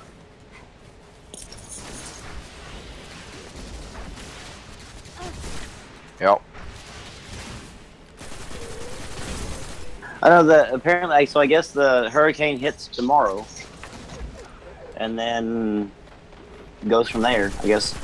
From what, but will it still be a hurricane though once it hits because it's going to hit the Keys first, and then once it hits like the southern tip of Florida, won't it just basically just be a bad rainstorm then? I think they can stay for a few miles or a few dozen miles maybe or something like that. I mean, I know that's the whole thing. They can't stay on land for too long. Yeah, because then they run out of their juice that keeps them a hurricane. Yeah. It's because it's completely open in the ocean. Yeah. There's the winds have nothing to stop them from swirling and all that kind of stuff. Imagine that it could still do damage. Because I'm sure the winds would still be high, and the rain and the I guess the swell off of the ocean would still be quite a bit for the other people that are like further up north in Florida, to where they still have to worry about it up there too. But I wouldn't think that, because I know they showed the size of Irma and the size of Florida, and obviously Irma from top to bottom is bigger than Florida, but it's not going to hold together all the way till it covers Florida. Right. Like it would break apart. At least I would think. Obviously, I'm not a meteorologist, but I can talk. I can definitely talk about it and get paid to talk about it, because it doesn't really matter if you know what you're talking about. Yeah, you should still be wrong. I say, do it, man. I want to hear this. Well, to be honest, weathermen and politicians and lawyers are the only jobs you can get paid a lot. You know what? He's not wrong. You know what's funny is there's one other profession, and that is a wife. That is a games industry analyst. Oh yeah. For sales okay, marketing. Yeah. These motherfuckers don't need to be right according to the people that pay them hundreds of thousands of dollars. I'm going to put it this way. If you're in charge of a market, a niche market like that, and it's your job to come close or near within a certain marginal error, I think you should be held responsible for someone's finances at a certain point when you've told them to invest their money into something because they had a higher chance of winning back their money than a lower one. That marginal error per value should be very... that should be reflected, I believe. You know what I mean? Like, same thing with being a meteorologist. Like, if you're not a real meteorologist and you're just getting on the screen and you're just talking your gams off all day, you don't really know what the fuck you're talking about. I think you should be made to fucking, don't get me wrong. This shit happens, you know what I mean? There are occurrences where nothing's perfect, and I get that. I'm not saying everybody needs to be perfect, but I think price to value and what you're paid to do should be reflected. Yeah. Meteorology, it's a little bit harder. I understand that. No, I get it. You just have computers trying to predict the weather, which, I think Mother Nature is like the most unpredictable female of all. I agree. Insurance companies, okay, I used to work for the Hartford, which did a lot of Florida policies. And what they do is people there in Florida pay outrageous fucking insurance premiums, just regular insurance premiums a month anyway. Because what happens is they pay out to fix people's houses and cars and stuff like that. But then everybody's insurance rates in the whole state of Florida doubles. And so that helps them pay back what they paid out. And they just keep on doing that, and the more and more damage that happens, the more that just cycles. I saw a person that added their 16-year-old kid to their policy, for their car, and their monthly insurance bill was $10,000 a month. Holy shit! Wait, how much per month? $10,000, no lie. Whew. How about no? That's Yeah, I was like, I look at my kids, I'm like, you ain't fucking driving, dude. You're walking your ass, or I will take you wherever you need to go. Use Fuck them you. bus tokens, partner. Yeah. So I mean, I obviously that's not everybody. But I mean, there was people's policies in Florida that were $3,000 a month, $5,000 a month, you know, $2,000. I mean, they were outrageous prices of insurance, and they were like some of them had. I think I saw one that was like 2,000, had like 3 cars on there, but they were all liability coverage. They weren't even full coverage cars. So I mean, it's very expensive for insurance in Florida, and that's because of these. Storms, yeah. These storms that, you know, the insurance works like a, you know, obviously I think you know how insurance works like as a pool, but even if you weren't affected by the hurricanes or whatever, you still have to pay a higher premium to pay back for the people who were. So I wouldn't. That's one state that it would be lovely to live in because of the weather, but it would fucking suck to live in because of the price. Oh yeah. Oh yeah, dude, you'd fucking hate life. $10,000 a month for insurance? For real? Yeah. No, yeah. Like we're walking everywhere, babe. $120,000 a year. We're gonna be the most healthy fucking couple there is because we ain't getting a fucking car. We'll ride bikes. Like you're in Tallahassee, but baby, I want to go to Miami. Start riding today, man. You might get there next week. Forrest Gump that shit. Yeah. Hey, I got a question for you, Rambo. Is infusing gear worth it? If it's gear that you now see, I like doing it because I'd rather have like now you infusing like a blue to a purple. It'll be a blue. It'll be a blue to a yellow. Okay, so I would keep the yellow gear and infuse the blue into the yellow, because the yellow gear is the exotic gear, which like if you're using it right now, it gives you different perks, but the blue gear doesn't really give you many perks at all, if any at all. So that's how you level up pretty quickly, is by picking up the blue gear that's higher than your gear that you have and just infusing it in. So what about blue into purple? Is it worth it or no? If you because you can only wear one exotic armor and one exotic weapon, and the rest have to you're gonna want to be the purples, the legendaries. So if you like the legendary gear that you're in, like you're using, like the gun that you're using, or the weapon or the armor that you're using, then yes, infuse it into that. So that way you can continue wearing that piece of armor. If you don't really care about the perks on that armor. Oh, you can only wear one yellow thing at a time? One yellow armor. Weapon and one armor, yeah. That's fucking stupid.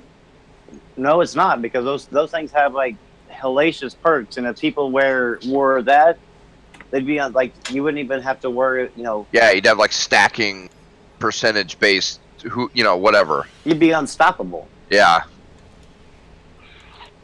But I'm okay with that. Yeah, I'm sure you are. That I would be okay with buying it too if I wasn't one unstoppable, but maybe in a DLC. And you can only infuse it once, right? No, you can infuse. Like say if you infuse it this time and you find another blue one, or you can even infuse a purple one into a gold one. But if you find another gear that's higher than your gold one, you can keep on infusing until you can infuse it until that gold one's all the way max level.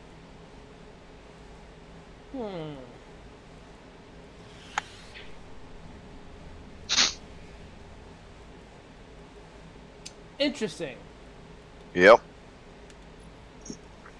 Yeah, the way Destiny 2 does their infusion, it's really interesting, or the way they do their weapons, because like there you had like your primary, which is your hand cannons, your scout rifles, your pulse rifles, and stuff like that. your secondary being like your sidearms, your shotgun, your other weapons, and then like the heavies being your rocket launchers, your swords, and machine guns. But in Destiny 2, they like sometimes the sidearm will pop up in your primary, and sometimes the sidearm will be in your secondary. But when you infuse it, like if you have a pulse rifle in as your primary, and you want to keep that one, but then you have a higher pulse rifle in your secondary, you can actually infuse that secondary weapon into your primary because it's the exact same type of gun, which is pretty cool because it gives you more options instead of having to try to get a pulse rifle for your primary. As long as you have a pulse rifle at all that's higher than the one you're using, you can infuse it in Destiny 2. Oh, okay. Increased intellect.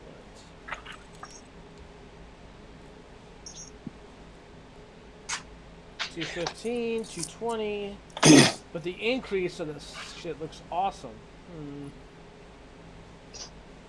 Yeah, and sometimes in Destiny 1, and I've even seen it a couple of times in Destiny 2 now, if you have, like, say, a light level 260 piece that you're wearing, and you get, say, a light level 261, sometimes when you infuse the 261 into the 260, your end product will end up being like 263 or 265. Like it'll jump up the stats or the light level quite a bit on it.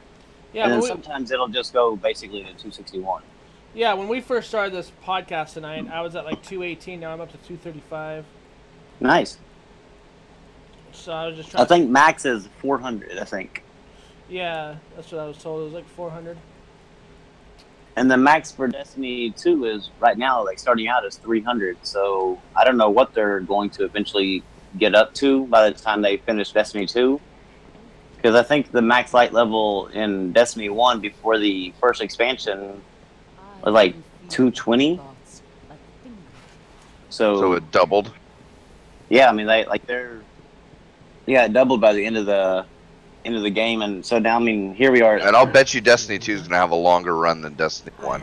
Oh, I imagine, because there's a lot more content they put into Destiny 2, so I imagine they're going to keep Destiny 2 around for a while. Yeah, like, probably, like, at least a few more, if not quite a few more expansions.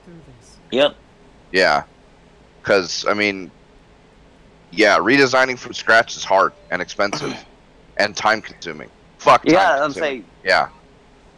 I don't understand, you've got a good enough engine, and you can keep your, WoW's done a pretty good job of keeping its graphics up to date without doing, like, super horrendous engine-changing, redesigns and such.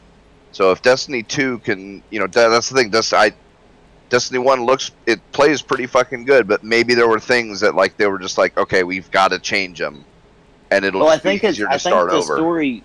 I think the story that they wanted to tell forces them to like start over, and the reason why you have to start over is because like where everybody kept on, like, because you have like the main communal place where everybody goes and gets all their their missions and stuff like that, and that's basically it's called the Tower.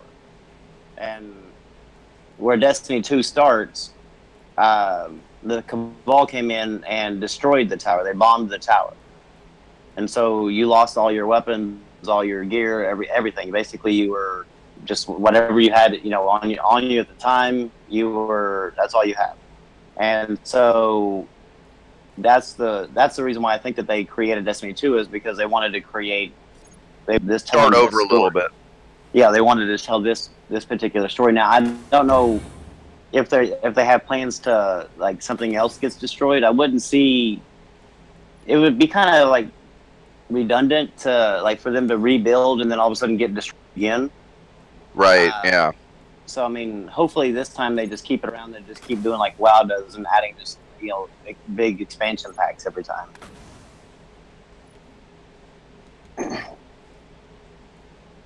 Because I'm personally not the type of. I mean, I love Destiny, but it would suck for me to like put all my time and effort into, like I did with Destiny 1, and then I have to start over in Destiny 2, do it all again with all 3 characters in Destiny 2, and then all of a sudden Destiny 3 comes out and I got to start all over again. I'm like, shit, like, This has got to stop. Like, just keep giving me expansions.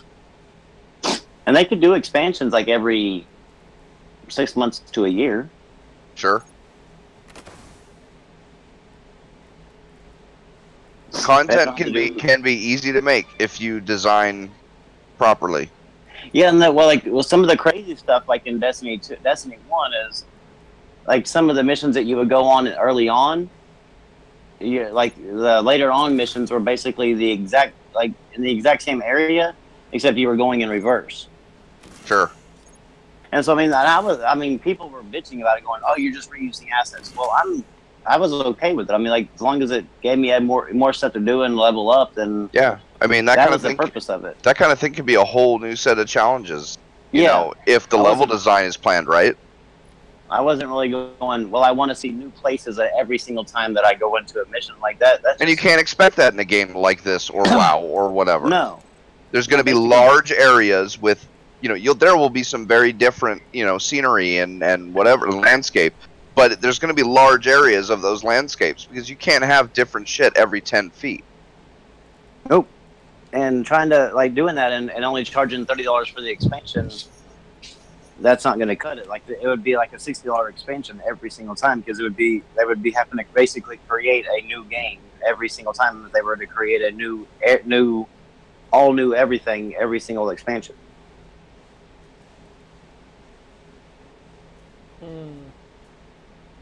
And I'm not one to. I don't think I'd want to pay $60 per expansion. Why not? That was a kick in the ass with WoW. Every expansion started at $60. That was tough. If I was getting, like, say basically if their first expansion, obviously it's not, but if their first expansion was the same size as Destiny 2's base game, okay, then sure, you know, I mean, I could see $60, but most expansions aren't as big as the base game, so no, yeah. I mean, I couldn't see. And you would have to pay them. And a lot of people are also mad because apparently there's, obviously, you know, with the game, you know, beta being on PC, the data miners went to work and found possibly where the raid is and stuff like that. And people are complaining or whatever, going, well, there's content locked on the CD. Well, so a lot of times with those expansion passes, and I'm sure that WoW's even the same way. A lot of that stuff was created but then locked. And that way they can work on their actual big expansions. So here's the thing, Rambo. Like better yet, it should be more or less. These people are still trying to beat a dead horse. I mean, that's what this should be. I mean, they were crying about it when Gears of War did it. They cried about it when Street Fighter 4 did it. They cried about it when they should just get over it by now. If this industry hasn't changed in that regard yet, why are you still crying about it? Yeah, especially DLC practices like that. Like, if it's something that's really that bad, why are you buying it if you're truly against it? That's all you can do is vote with your dollar. Yep, exactly. I haven't bought a Call of Duty game in years. I have no problem with that, like with the practice, because I mean, as long as the base game that I'm getting has enough content, you know, to obviously be good. Yeah, no, absolutely. Then I have no, because I mean, basically what I figured out what they've done is they know they're doing the first two expansions. So what they did is they created the game and the expansions, put it all on one disc, locked the expansions behind a paywall for obviously the thing. But while they're doing this, they're creating their next thing, their next big, huge update to add to it.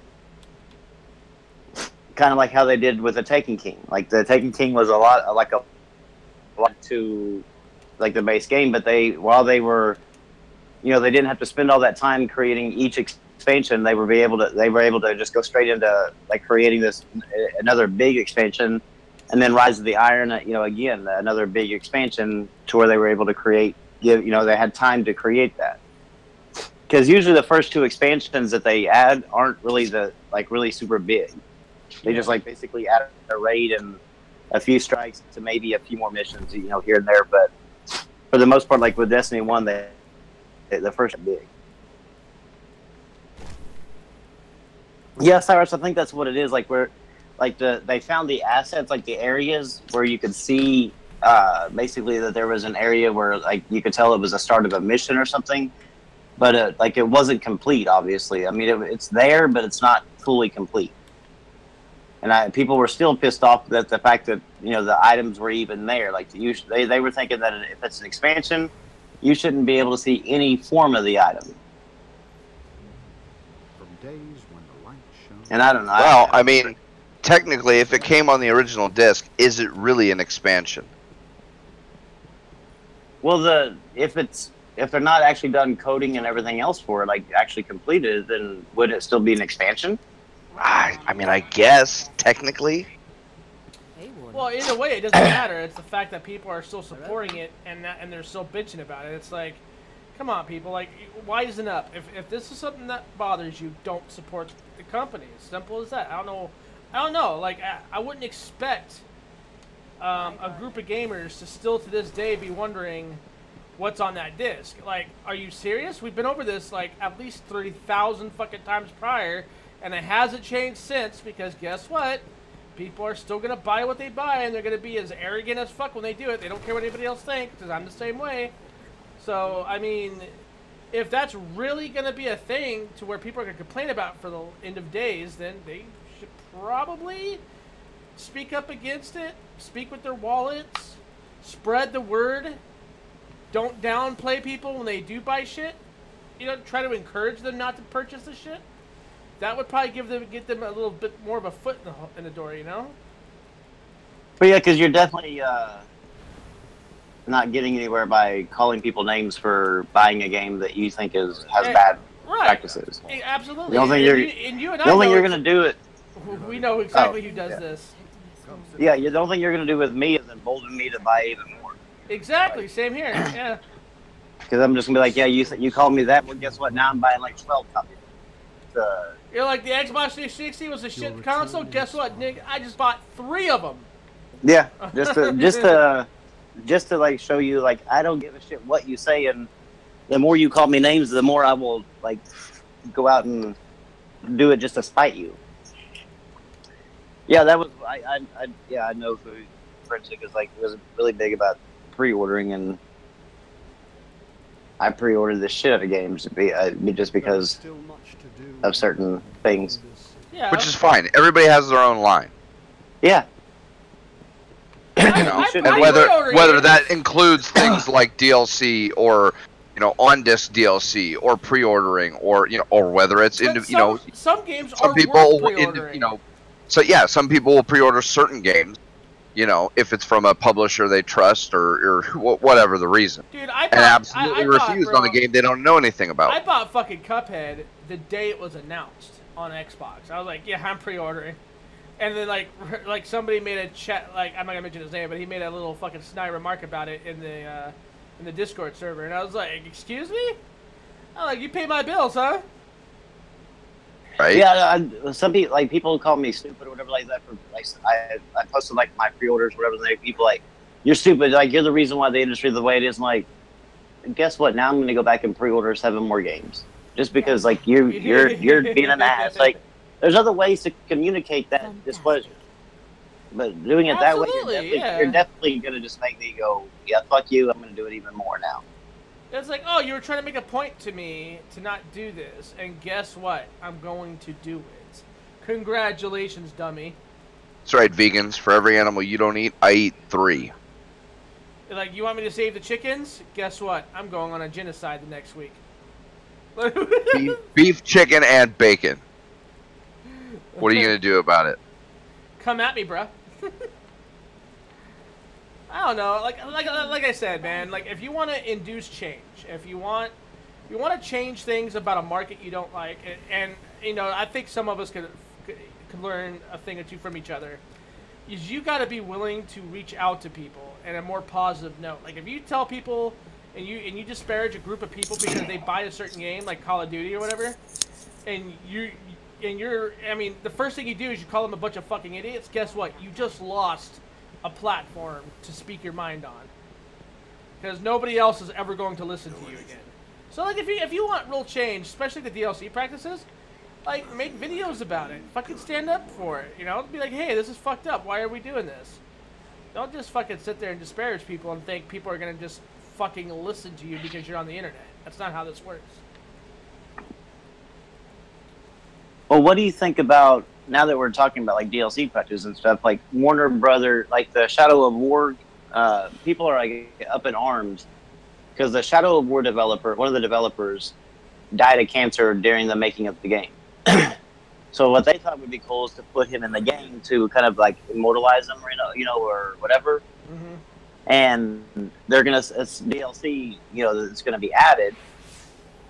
And people are freaking out, like they first of all, they were talking about boycotting the game because, how dare they make a profit off of a dead developer that died of cancer.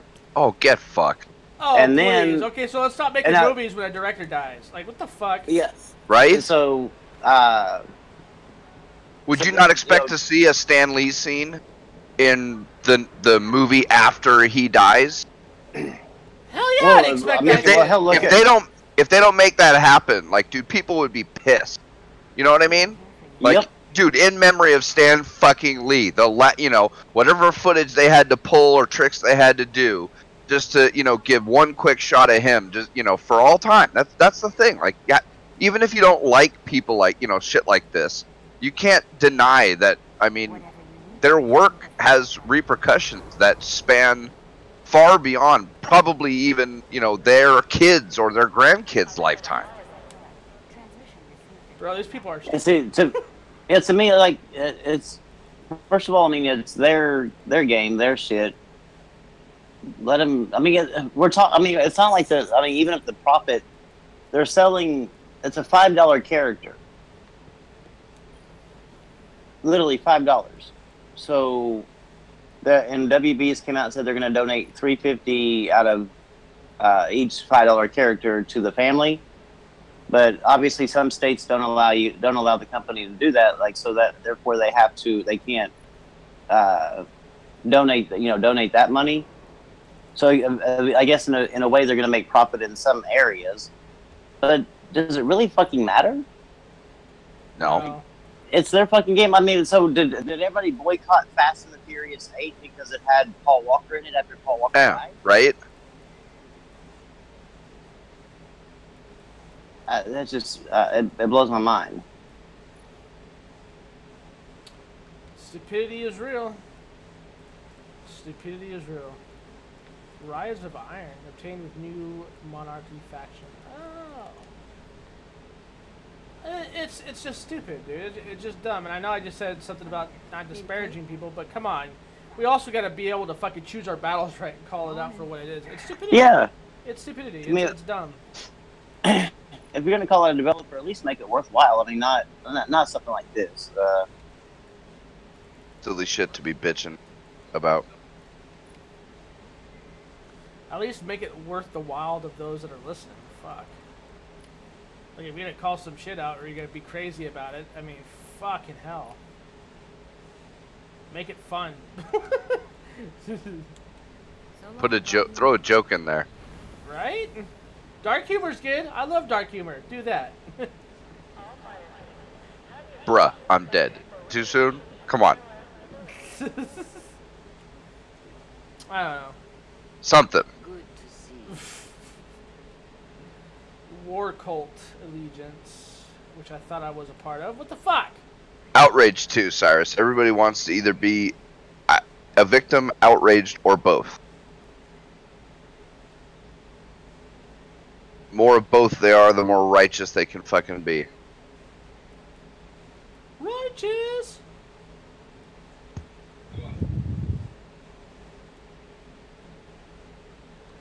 I hope it helps. I don't know. People have just complained about the silliest stuff. That will come in handy. Every And day. it's not like apparently the DLC is basically just the fucking character. So it's not like you even have to buy the fucking character. It's not like that. I mean, why you're going to boycott a game that you've been wanting to play because there's an option to buy a character that they might profit off of that you don't feel they should. but it has no bearing on the game whatsoever.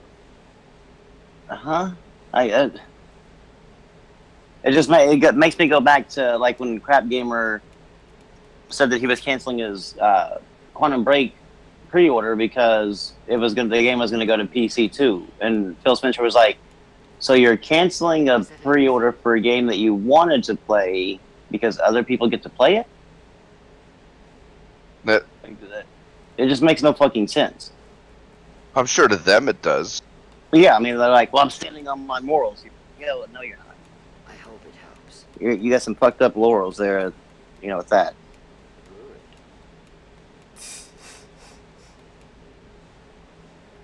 Fucking people, man. Fucking people. They're the worst. Yeah, sometimes I wish I was born a dog. Cat, yo. Easiest life fucking ever. Yeah, maybe better off being a cat because then you at least get 9 lives. Back to the fight. Yeah. I don't know, man. The stupidity is real. Ooh. The Spectre Infinite Bond. Here we go. Yeah, boy. Oh, and better boots. How you like me now? That's a crazy helmet. I fucking love it, dude. You're almost like Darth Maul, bruh. Totally going for it, bruh. Aw. Yeah, I'm like... You look silly as shit with that fucking scarf, though. Do what? What scarf? Oh, that thing around the neck? Yeah. Yeah. I'm just kind of like, what the fucking at that myself, and I'm like, really? Like, you have to sideline my badassery to make it look like weird? Yeah, whatever. Let's see if I can buy anything. Yeah, they, so, like, overall, I mean, is it, like, the shit that's going on, is it really the end of the world? I mean, like, my buddy Richie last night was saying that shit. He was like, man, it's the end of the world. We got hurricanes everywhere. Fuck this place. Fuck this. Blah, blah, blah. He was just, one into another. I don't know about end of the world. I don't think it's that bad. I mean, I'll tell you what, bro. There's going to be a collapse coming. And it's probably going to get pretty Hunger Games for a while. And I don't think we can avoid it. I really don't. It's... My dude just said fucking Hunger Games. I did, bro. I'm winning that one. Lord of the Flies, zombie, whatever, like, whatever. It's all the same. Yeah, Venezuela. Venezuela. So, invest in precious metals, that's all I'm saying. Lead and copper. That's fucking hilarious. I need to go... So, legendary marks, Rambo, can I go into, like, Crucible and get them, or no? You can't, like, if you go, like, to where, like, you can select which world you want to or whatever, if you go over to the bottom left-hand corner, you'll see, like, these four things where you can click on. If you just put your little circle over on top of them, it'll tell you, like, this is, like, the weekly Crucible playlist, and you get 15 or 25 legendary marks for completing, like, I think you get three sets of legendary marks for like completing like 3 matches on there, and then like those things, that's where you get your legendary marks for those. In the bottom left hand corner you'll see the 4 little things, like one of them is a nightfall, the other one is these right here.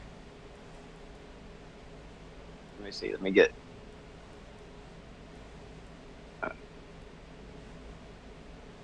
yes, those things over there. Yeah, you'll see at the bottom, like where it says like legendary marks. Let's see how much this is going to cost.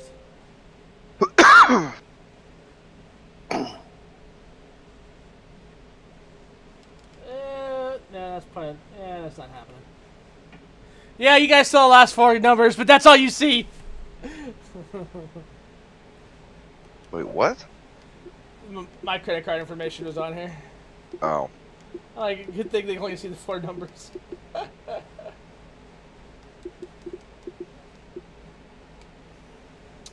You see that right there, where it shows like it requires Rise of Iron to do the Siva Crisis Heroic. Yeah. Those are the heroic strikes. That's what people were bitching about, like that they're locking it. But that's the stuff that like carried on with the game, not so much, and that's where people were going up in arms over. Yeah.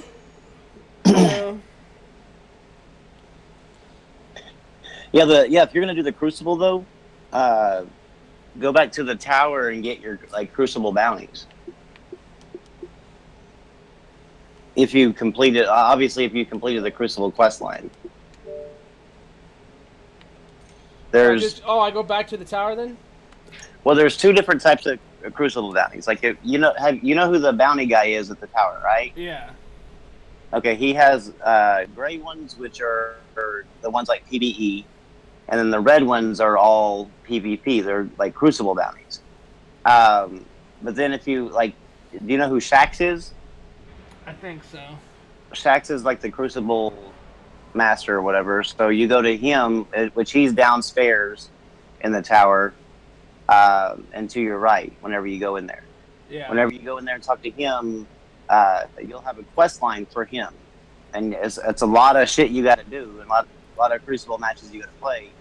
But then once you do that, and you start getting bounties from him, you'll get like one bounty a week from him, or one or two maybe. I think it might be one. You get one bounty a week from him, but that's basically for they installed that for players that didn't do PvE and they only did PvP. So that way, it basically gives you what like the loot that you get out of the Nightfall each week. That gives you the PvP players a chance at like Nightfall type reward, playing the mode that they like playing.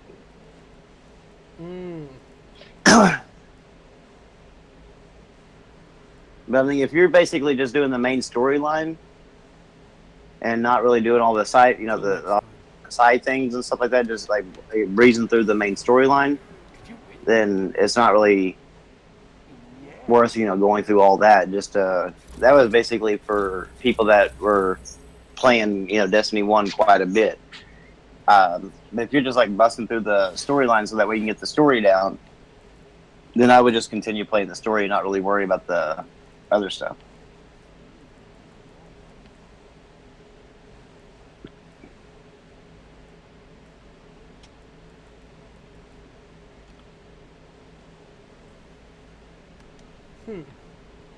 Yeah. All right. The traveler picked a winner there. I can't just shoot up into a Crucible match like from here, can I? Let me see where you're at, because I'm at the tower. no, you have to go back to Orbit and then go into the Crucible. See, that's one thing they added in Destiny 2, is that you can actually from being like where you're at there, like if you're in the tower, you're in the farm, you're even on Earth, you can bring up the like basically like you're in orbit and select another planet to go to from that planet you're on. So I was actually really happy about that, because you can either look at the world map that you're on, like say if you're on Earth, you can look at Earth, and then you can click RB and it'll take you to destinations where you can go to other different planets from there, which is pretty cool. Yeah. It makes it, because then you don't have to do like what you're doing there, like have to go back to Orbit, then go into the Crucible. Speeds things up, and I'm sure that keeps the games going faster too. Yep. So your wait time isn't going to be as fucking high. Yeah, because then it takes a little while to get your character to load it up into Orbit. Then you have to go and select a thing, and then you have to wait time to get into the wait time and into the queue, and then you have to of course wait for the queue to fill up and then go in. But at least on Destiny 2 now, you can basically just go straight into the queue.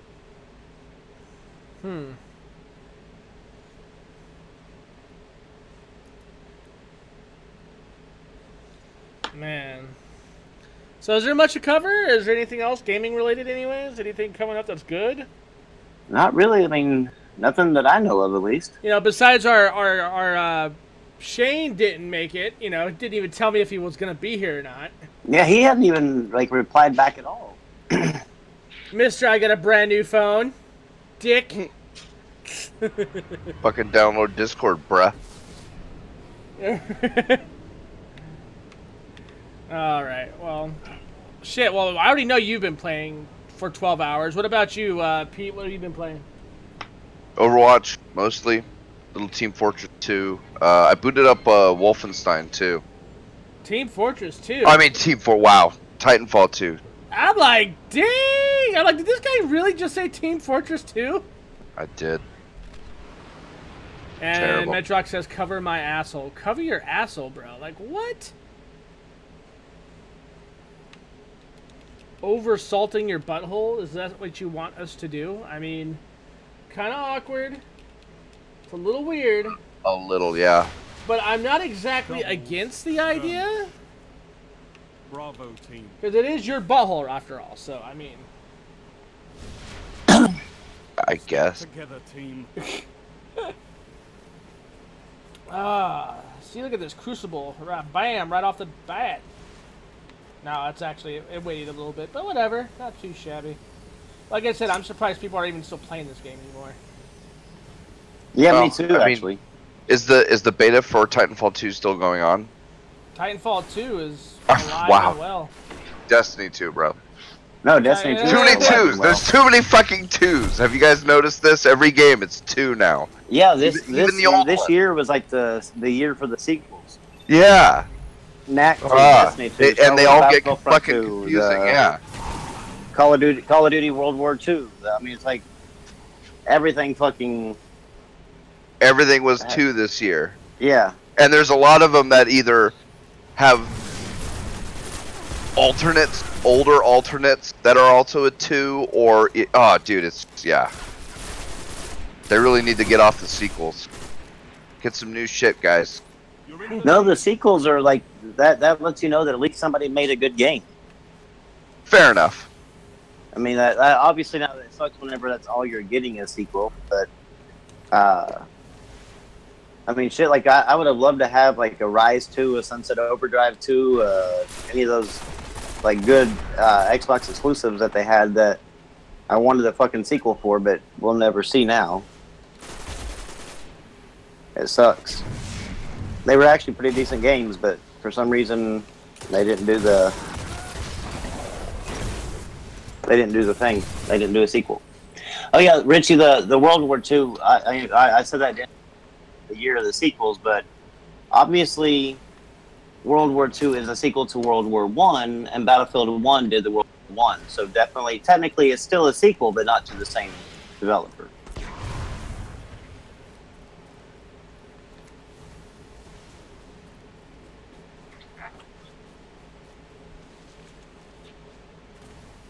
Y'all just get like so fucking quiet.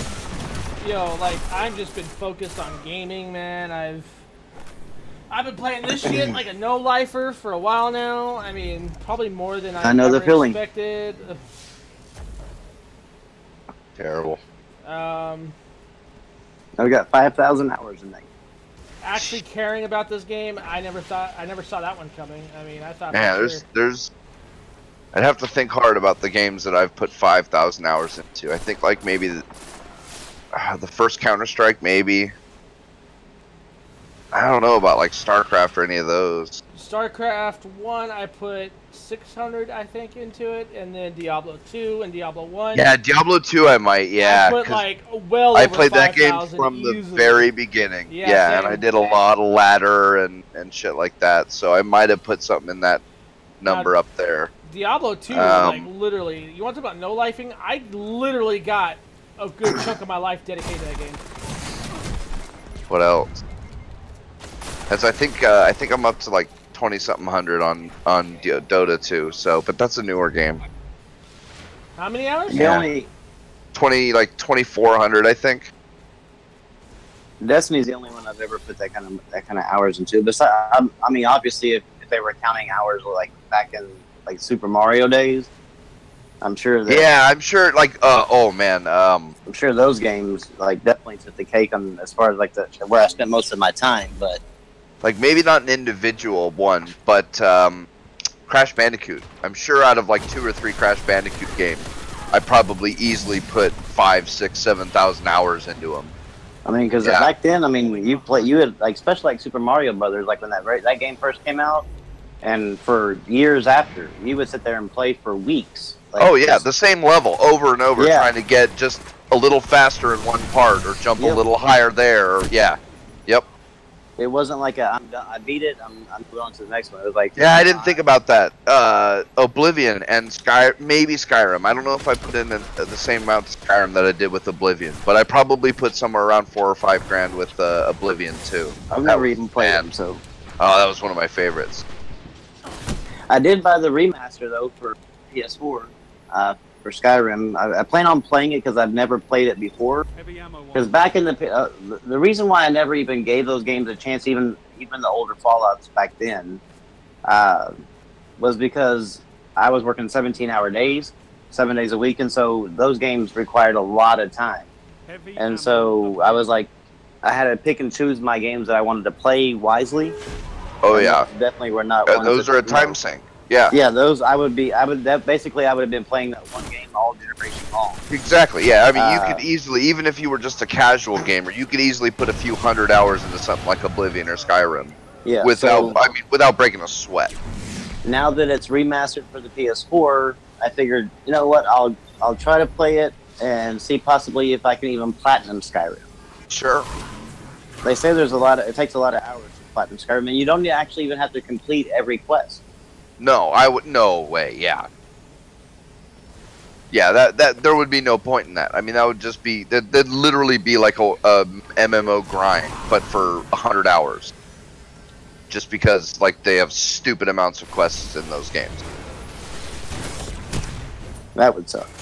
Yeah, yeah, it'd be kind of ridiculous. I mean, it'd be kind of cool, you know, but man.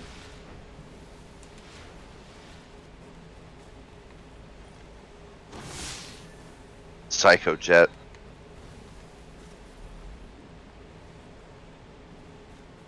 Keep this check clean of drugs, fucking degenerates. What's wrong with LSD? What's wrong with LCD?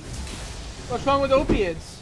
What's wrong with smack? Get addicted to Jet, son. Be like Caitlyn, what's her name? Fuck. Or Katie or Cat. And Bruce? No, in Fallout 4. Oh. Who's the redhead chick, the Irish bitch? Who's I think her name's Kate, yeah. Yeah, Kate or Cat or Katie or whatever. Yeah, it's Something like like that. Irish-ish. Yeah. Yeah. I gotta say, Fallout 4 has some of the side quests for the helper characters are really fucking cool. I love the Nick Valentine, man. L.A. Noire, Dick Tracy, fucking detective shit. It's fucking awesome.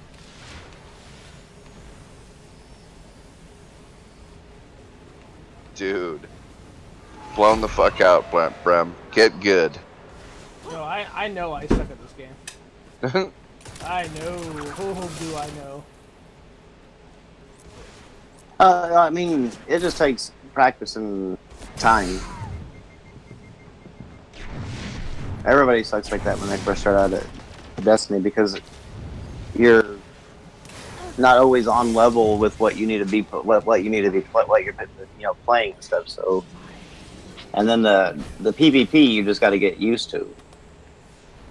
Like any PvP. I mean, you gotta Yeah. learn the maps, you gotta learn the tricks and all the, yeah. Yep, I went into, because on this Crucible, I had to play 2 control matches and then 2 competitive matches. Well, it wasn't 2 control matches. It was 1 control and 1 clash, where you're basically, it's a team deathmatch. And then the competitive one, it's supposed to be 4v4, and we loaded up. We went out there, and like 3 people of my team died real quick. Just bam, bam, bam. All 3 of them bounced out. They left the game, and it was me versus 4 for the best out of 5 rounds. I actually won a round. And these people, I guarantee those people with like they had on their 4 on their team, They were pissed. They're like, how the fuck does one person beat all of us and win a round?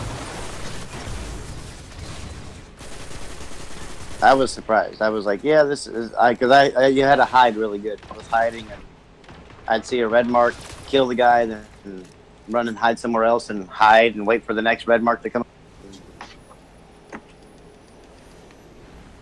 I'm being a douchebag. I just teabagged for no apparent reason, because I suck at this fucking game.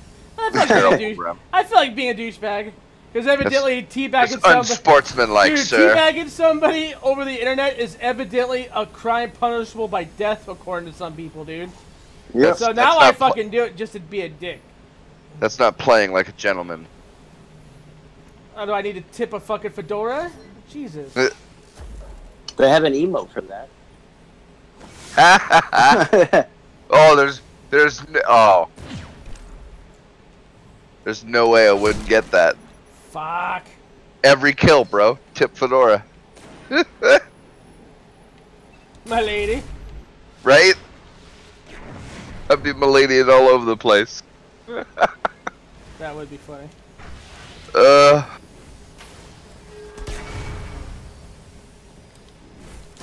Horrible.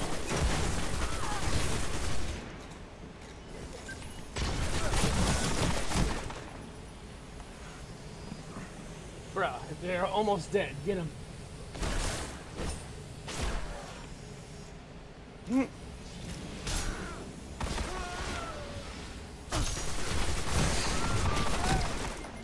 Fuck!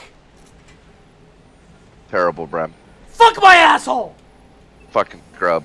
No homo, of course. Because you can say stuff like that as long as you say no homo. Right? That's how this works? I don't know. I don't get into the homo games. Yeah. Homo games? Come on, Rambo. We all know you've sucked some dick in your life. Nope. I wouldn't be here. I'd probably kill myself. If you suck dick? Yeah, I would. Yo, I feel sorry for my teammate. This motherfucker has to hate me. He's like, yo, fuck this guy. He is a prick. Well, you are doing better than the other guy on the other team. No, I'm not. Yeah, you are. How No. so? Do you have more points? No, he's got more points than I do. No, the other guy only has 300. You've got like 560 or something.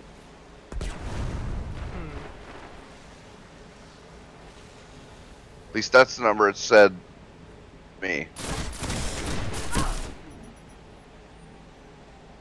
See, yeah, I'm at 610. He's at 1780. Give him hell. Which one? Remember, you're never fighting alone. Pure team Revive lost. your allies. I'm sorry, Let them bro. help you. I'm sorry. This motherfucker's like, yo, fuck this guy. He sucks dick. I was doing pretty decent last night, though. Cyrus, you'll never hear me sing that song, I can tell you that. What, that you suck dick? Yeah, yeah. No, he says they never let poor Rambo play in any homo games. Well, he's not wrong. An odd combination, sir. I'm fine with that. I mean, they can leave me out of those games all they want. Sounds like to me somebody wants to be included in some dick play. No. No? No, I'm good. You never funneled the shaft? You never guzzled the nutsack? No. Oh, good for you. To even There's a first think time about for that. everything.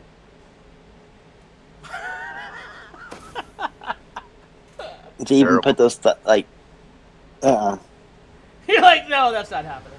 3 kills, 15 deaths, sir. I told you it was terrible. Sir. You are a pro. That is. MLG. Man, that is. Hey, can you believe I actually do better on COD and every other game? Like, I actually do better. Sure. It's retarded. Sure. In this game, it's like, nope. That's 1 in 5, bruh. That's 1 in 5. Pete, I will. That's not good. I will dick slap you. I will show you that my pimp hand is strong, sir. I'll show you my pimp dick is stronger. Yeah, you don't want to touch that one, do you? Too gay? Yeah, it's okay. Yeah, I'm good. Anything involving dicks, I'm alright. That's enough for me. Oh man. Anyways, we are coming. I think we're just out of topics, and now we're just fucking around. Yeah, pretty much. I think. Any of you guys out there that are watching this, please make sure you tweet this out on Twitter. Thumbs up if you like what we have to offer. Thumbs down if not, and let us know in the comments down below what you guys think of this podcast. And I guess we could end this off as, well, Florida's really getting a whiff, aren't they? Huh? Huh? No? Yeah, that was terrible. No. Yeah. Shut the fuck up! Florida's meeting their maker. We got some cheesy ass jokes tonight. Don't worry, I hope it all blows over after this podcast. That was pretty good! Yeah, see, I recovered it. That was better.